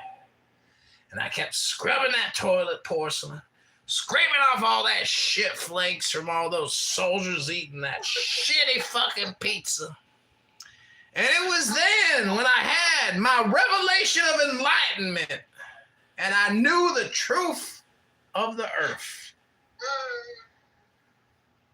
Hello?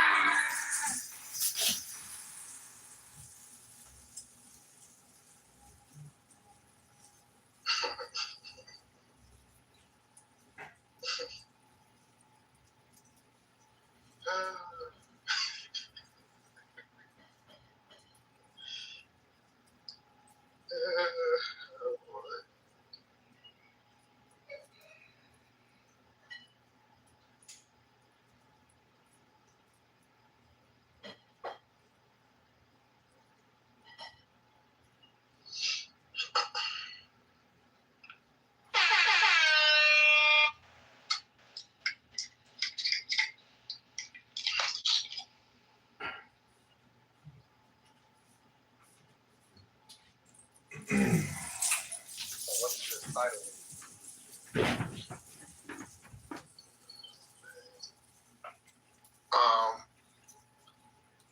I think it was a play of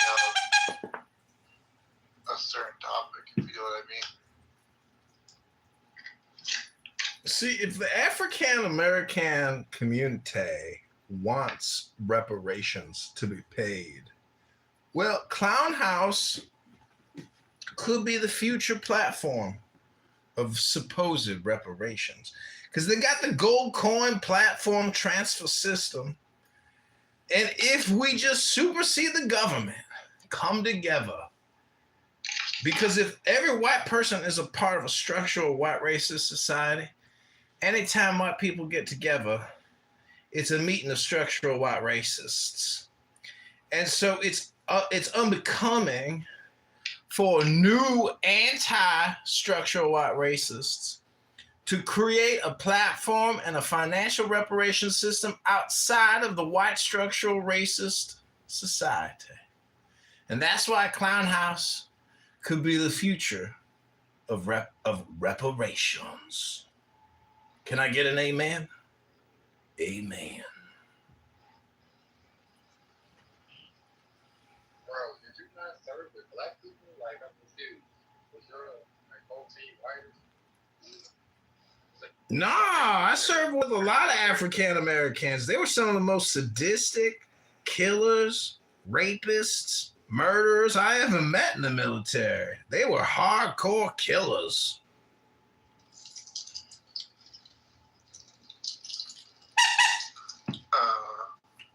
You didn't really answer his question. Did you serve with people that look like you or not? Yeah, I served with African Americans, young people, young women, young men. Didn't matter. Any shape, color, size. You serve with everybody. Did you talk like this around them or not? No, this is my late night Clown House shtick. You guys are on my YouTube Enterprise Incorporated business. 40 hours a week on Clown House. And YouTube. Not YouTube, YouTube. I keep telling y'all, man, this nigga was not no dope kid. Keep trying to tell you. He not representing the military too good, bro. We need to. Brother, this ain't the goddamn motherfucking MEPS facility. This ain't boot camp. This ain't officer candidate school. This ain't a deployment, motherfucker. This ain't even a National Guard drill weekend. This is Clown House President Trump room. So how do we fix this, I wonder? How many mentally ill people do we have out there, do you think? If I'm any indicator, it's a good guess that there are hundreds of millions of faggot retards just like me, even worse off, because they can't even fucking admit that they're a retard faggot. Like Pepe, so unaware of himself. He's like a wind-up toy box of racism and low IQ stupidity. a box or a stew of hate, of bigotry, of stereotypes. A retard. Brother Pepe.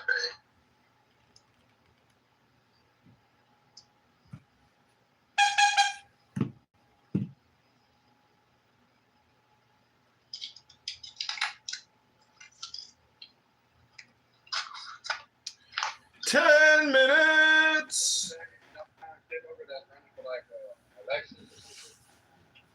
Now, this is Ayn Rand. I'm a supporter of candidate Kitover. You can go to ChicagoMayorVote.com to help defeat the communist thieves stealing from the pensions, creating lies and propaganda. Go to ChicagoMayorVote.com right now. Where are you on that, by the way? We start gathering signatures on our petitions in less than a week. Next week, we start getting signatures, and we submit in August, and we're looking forward to major national publicity as one of the most noticed and publicized political elections in the country for the mayoralship of Chicago. So you're going to be on the ballot? No, I won't be on the ballot, but I will be a write-in candidate. Unless I can actually raise the money to get the signatures. The chance of that is very small. What's the threshold? Is it $5,000 or something? Or I don't remember, something like that? This isn't a federal election commission. Yeah, this is the state house, whatever, right? I don't know what the state of Illinois or the Chicago Election Commission threshold is, but it's probably somewhere around that amount. Yeah. But if I do raise the money, I will invest it in signature gathering to get on the ballot in February. The election is February 23rd, 2027. Wait, so it's not the midterm? I'm so confused. Yeah, it's not. It's not. New year, new term. Yeah, it's not a November thing. We recently had an alderman who is a hardcore socialist communist named Byron Sig Lopecchio or whatever the fuck his name is. And he ran for Congress as an independent, and he had to get 15,000 signatures, and he turned in 16,000. And someone challenged his signatures. I wanted to be the person to challenge the signatures, but I'm not that involved. But somebody challenged him, and they got him off the ballot. And so he's now. That's brutal. Yeah, now he's claiming that he's going to take it to the Illinois Supreme Court.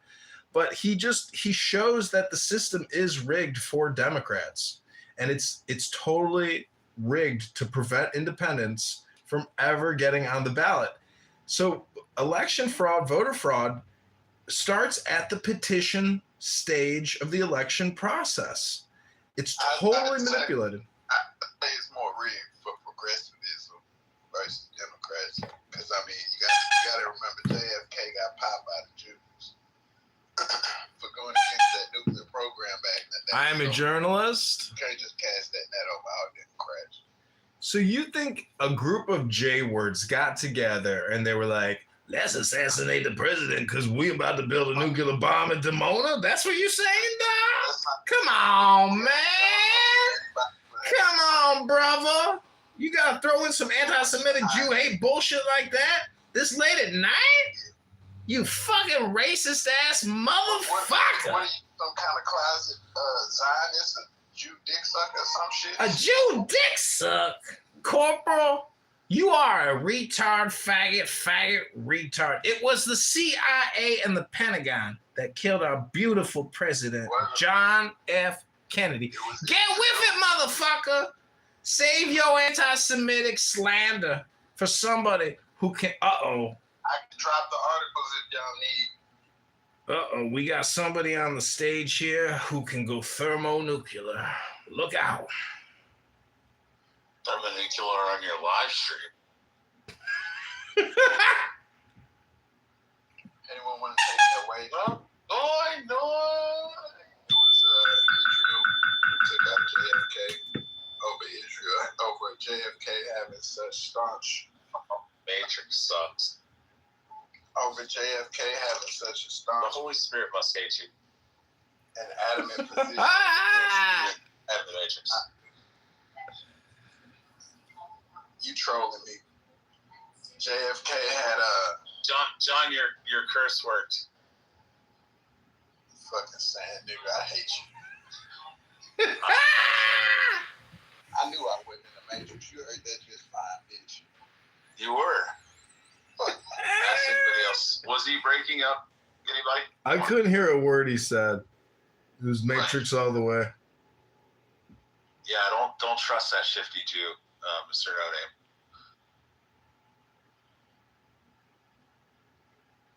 I'm listening, Rich. What's going on? Not much. What rooms have you been terrorizing tonight? Actually, none. Really? It's I was in Rafi's room for a little bit, but I didn't really say much. Yeah, not the first room, right? I mean, come on. You've been in other rooms tonight. No, I did enough last night. Actually, I came up and tried to give Bima like genuine advice, and she started crashing out. And then I turned the whole room against her. Then she left. I heard about this. Was last night, right? Yeah, I genuinely came up. She was asking everybody, "Should I go live on the truck with my boyfriend?" Or I don't know if I want to, and blah blah. I just came up and I was like, "Hey, if you want to be with them, and you always talk about how you want to spend more time with them, then just go out on the road and see the country and be with them for a little bit." And she's like, "Rich, you can't come up here after like talking so much shit about me and blah blah blah blah. Now you come up and like be nice." She just crashed out. Then everybody came off mic and they were like, Bima, calm down. He was just trying to be nice. And I was like, yeah, I'm not even in the mood to argue. And then the whole room got in the chat and just started attacking her. It's crazy. And you said she left? She stormed out? Yeah, she left for a little bit, and then she came back like an hour or two later.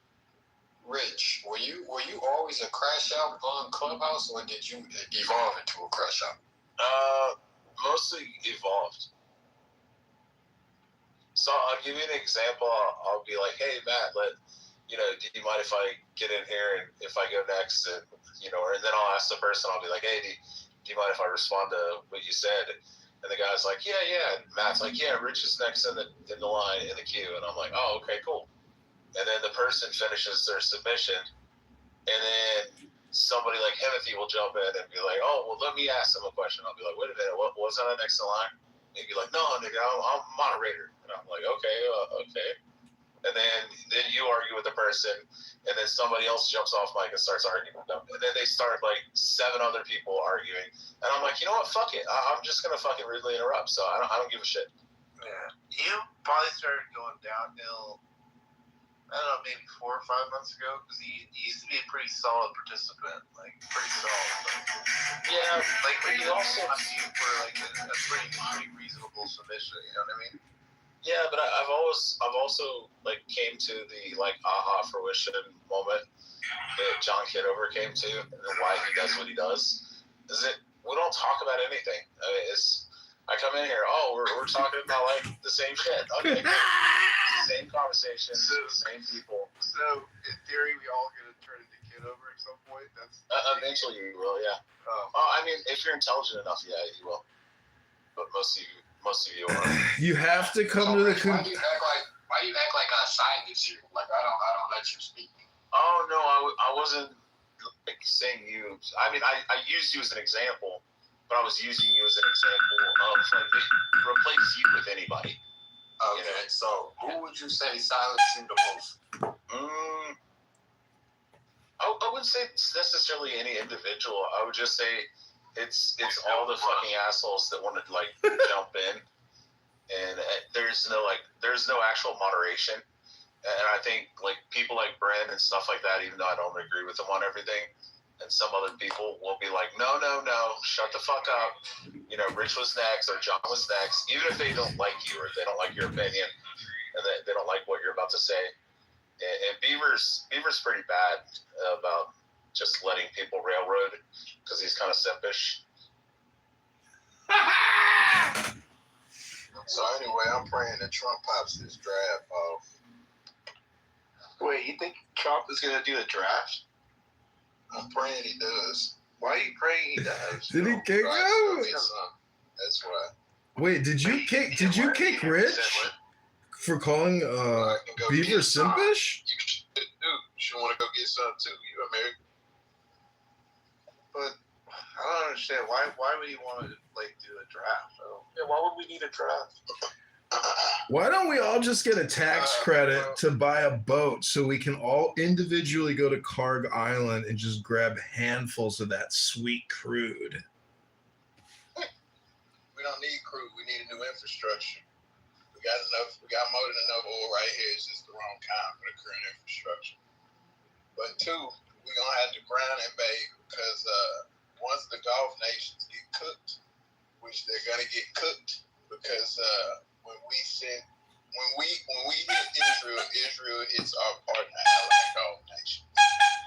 Once that diverges into a humanitarian crisis, because eventually we're going to take out some of those desalination plants in Israel, even though Israel doesn't really need them as heavily as those Gulf nations.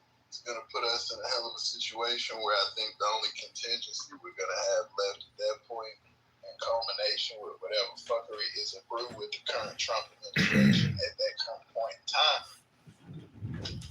We're going to have a grounded bay, boys and girls. That's what I'm praying on.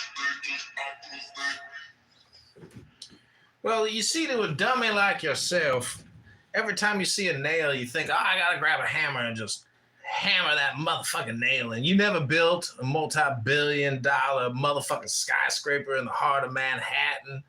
You never fucking started an NBC television series that went universal and made billions of dollars. You never built a motherfucking casino in Vegas. You never fucking built towers all around the world. You never fucking licensed your brand for billions of dollars. You never became a motherfucking president twice, defeated assassination attempts, circumvented the goddamn Democrat industrial complex. I'm a Trump fan, nigga. You a Trump fan?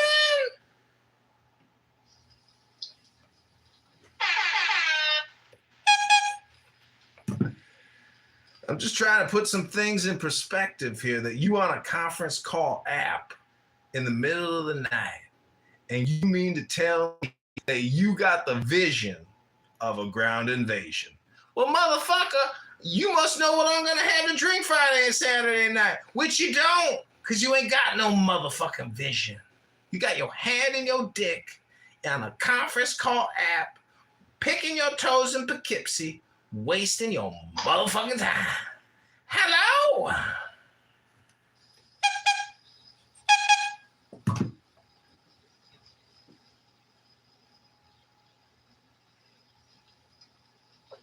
You in the Matrix.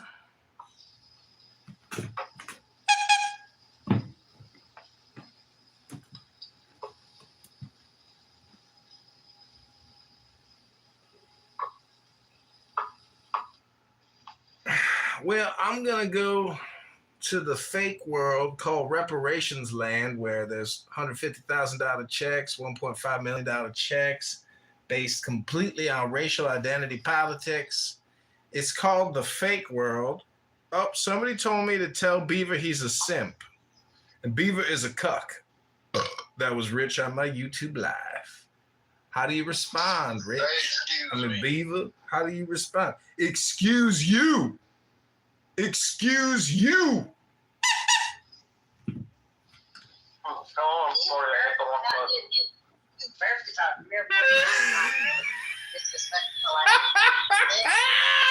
Well, sorry if I fucking had a fucking seltzer, for Christ's sake.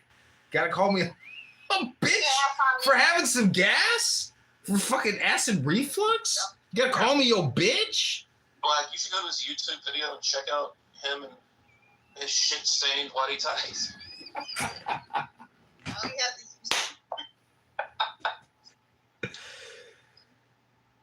Well, you know, what's worse, carrying around photos of my shit-stained underpants while I do yoga in the sun, or actually being flexible, healthy, wealthy, and wise? Which one is worse? Walking around with a photo of John Kitover shitting his pants doing yoga on your phone so you can gossip about my ass crack? Is that worse than me living my best life, motherfucker? No. At what point do you abandon the underwear and just throw it away? Like, how big does the shit stain have to get?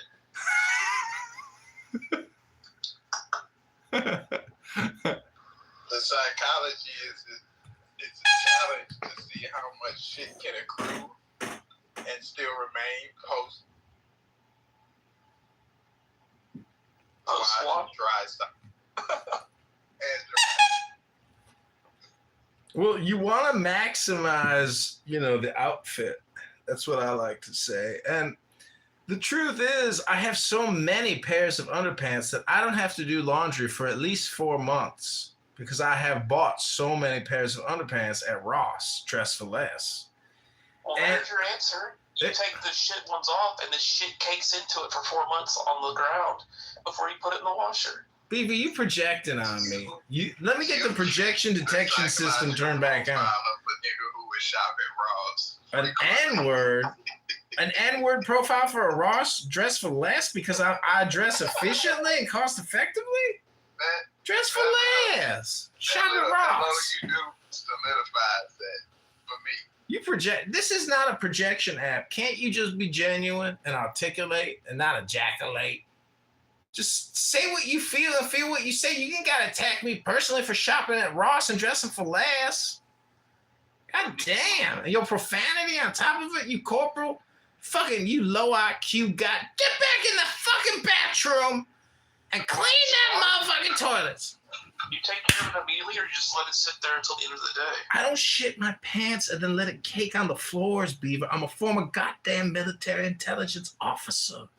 We don't let shit cake on our fucking panties. We use them once, we put them in the dryer, in the hamper, and we got bags of panties. And we work out in the sun and we sweat. Unlike you, you're probably a fat ass, just like Beamer, like fucking Matt too. We know you guys are fucking fat, lazy, unmotivated, not dedicated. You guys are basically liberal, Democrat, progressive, 1990 Democrats like Pepe. Close enough. You guys don't support Trump all the way, do you? You ain't really on Team America. You ain't really rooting for America's baseball team every day, the only team, the best team. You guys don't love Trump the way that real magats do. Tell Beaver he's a simp. Beaver is such a cuck. John, read the above, please. Dash rich. I rest my case, ladies and gentlemen. Just tell him to suffer. Just say S-U-F-F-E-R. Yeah, just say that. Suffer. Thank you. Suffer. Do you know how many people Rich has made suffer on this app?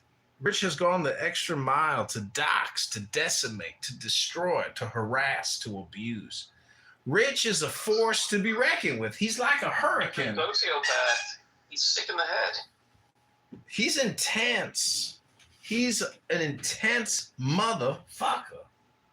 Can you believe he's a father? Honestly, there's a couple people on this app that I know are fathers, and they're here all the time.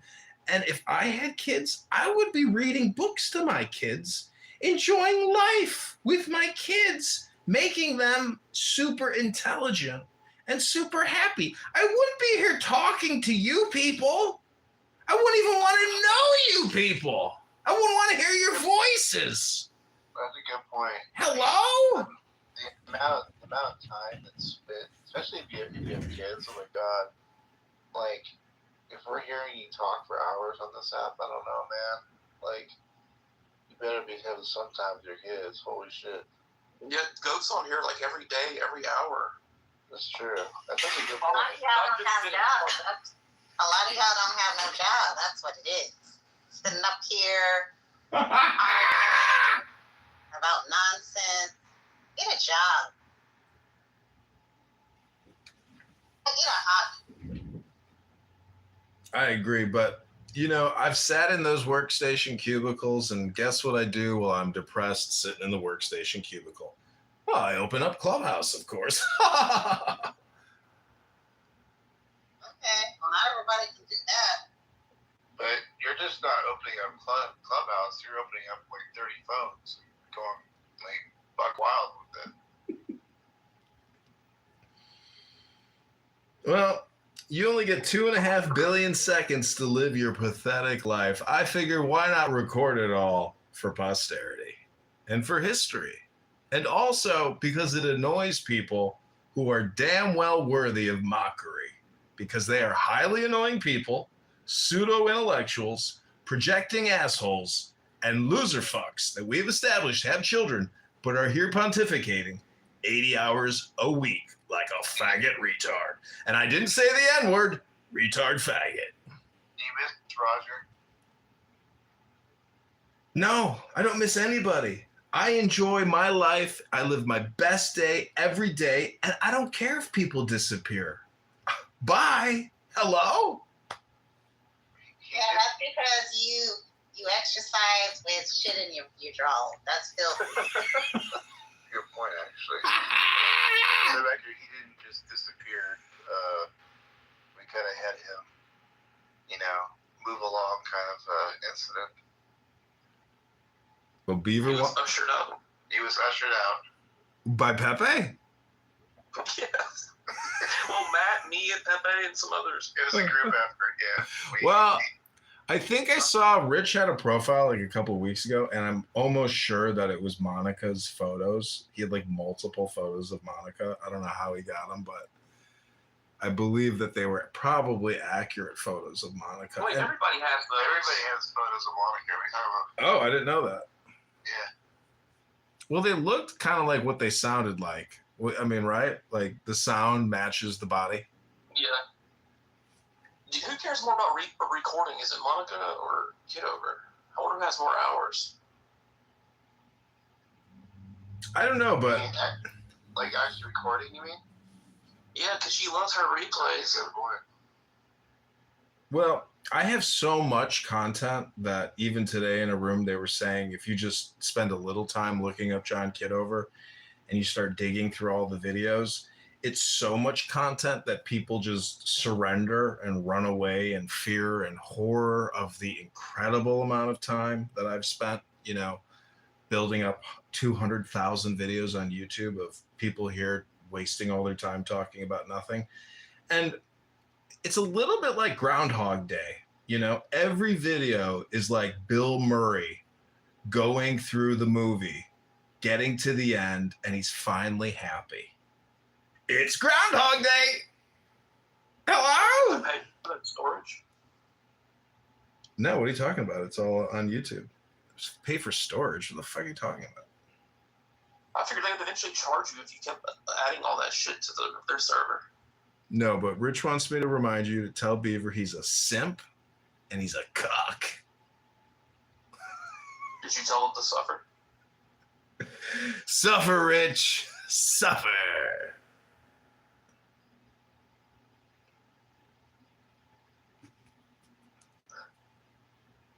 You remember that kid?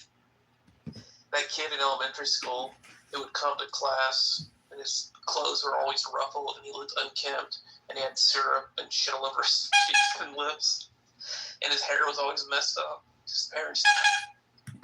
That's who Rich is. He's like he's like Dennis the Menace, basically. Do you think he's a fatty though? I don't know. I'm trying to. Yeah. I know he's not lifting weights. He breathed at the very end when he says something. He's like, Right? He's breathing heavily. Oh shit. well, not heavily. He just has that like satisfaction grunt at the end, where he's like, when he thinks he said something really clever, he'll end the sentence and he'll just go. Well, what do you think about Pepe's like vocal inflection, or I don't know what part of language or speech you consider it, but when he starts going.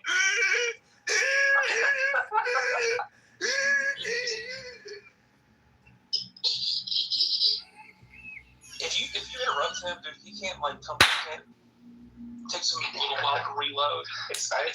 I saw that today. I was Kitover here going at it, and like, God damn it, Wall. yeah, or whoever. Yeah, like all it takes is one little thing, and it will set him off. It really does annoy him. It's pretty. He's like, holy fuck! I forgot what I was gonna say. Holy fuck! Holy fuck! Holy fuck! That's the funniest thing.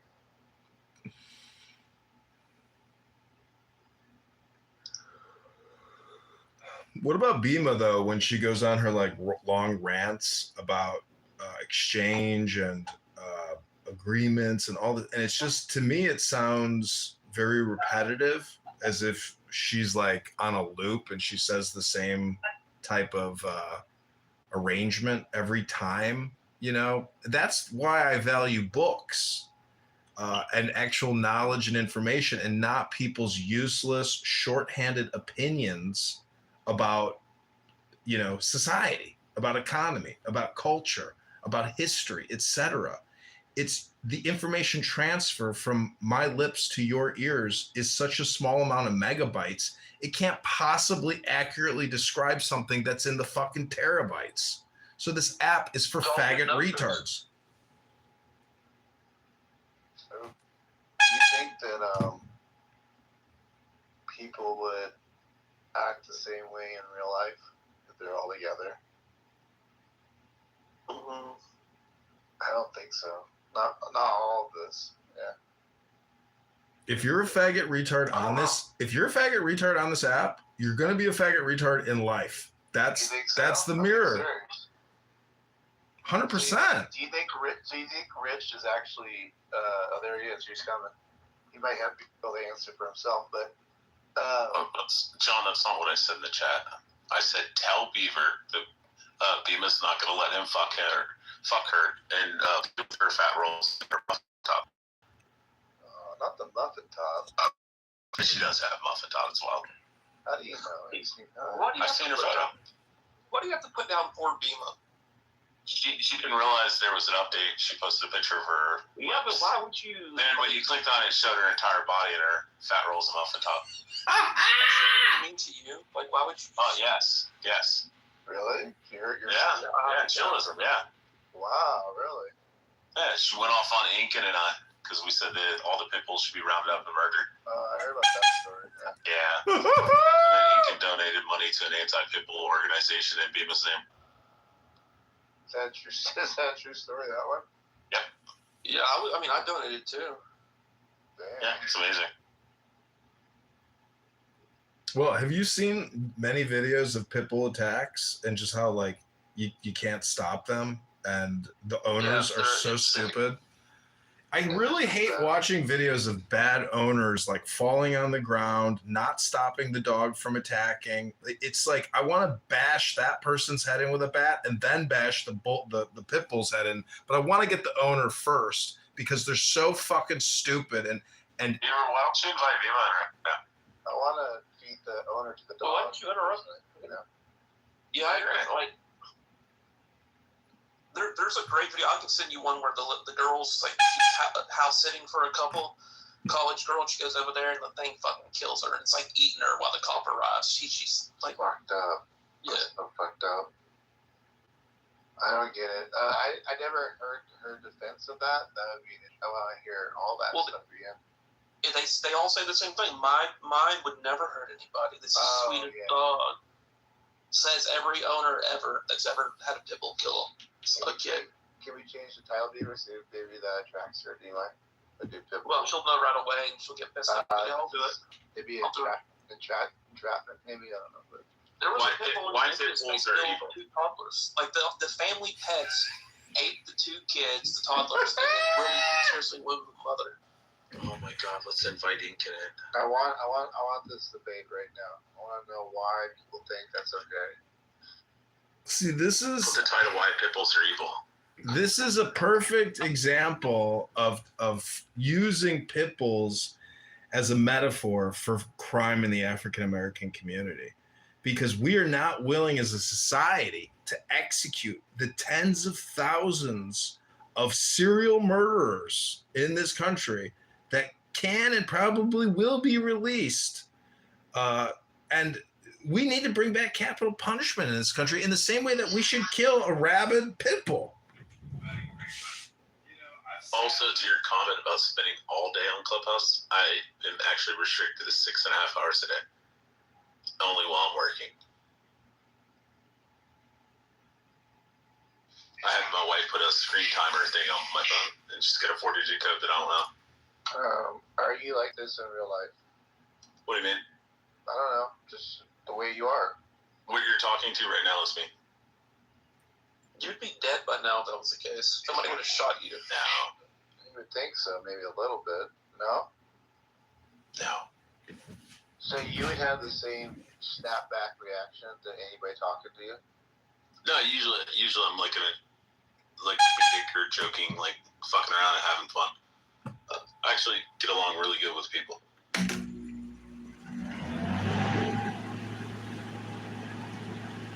Like John, Rich knows how to translate.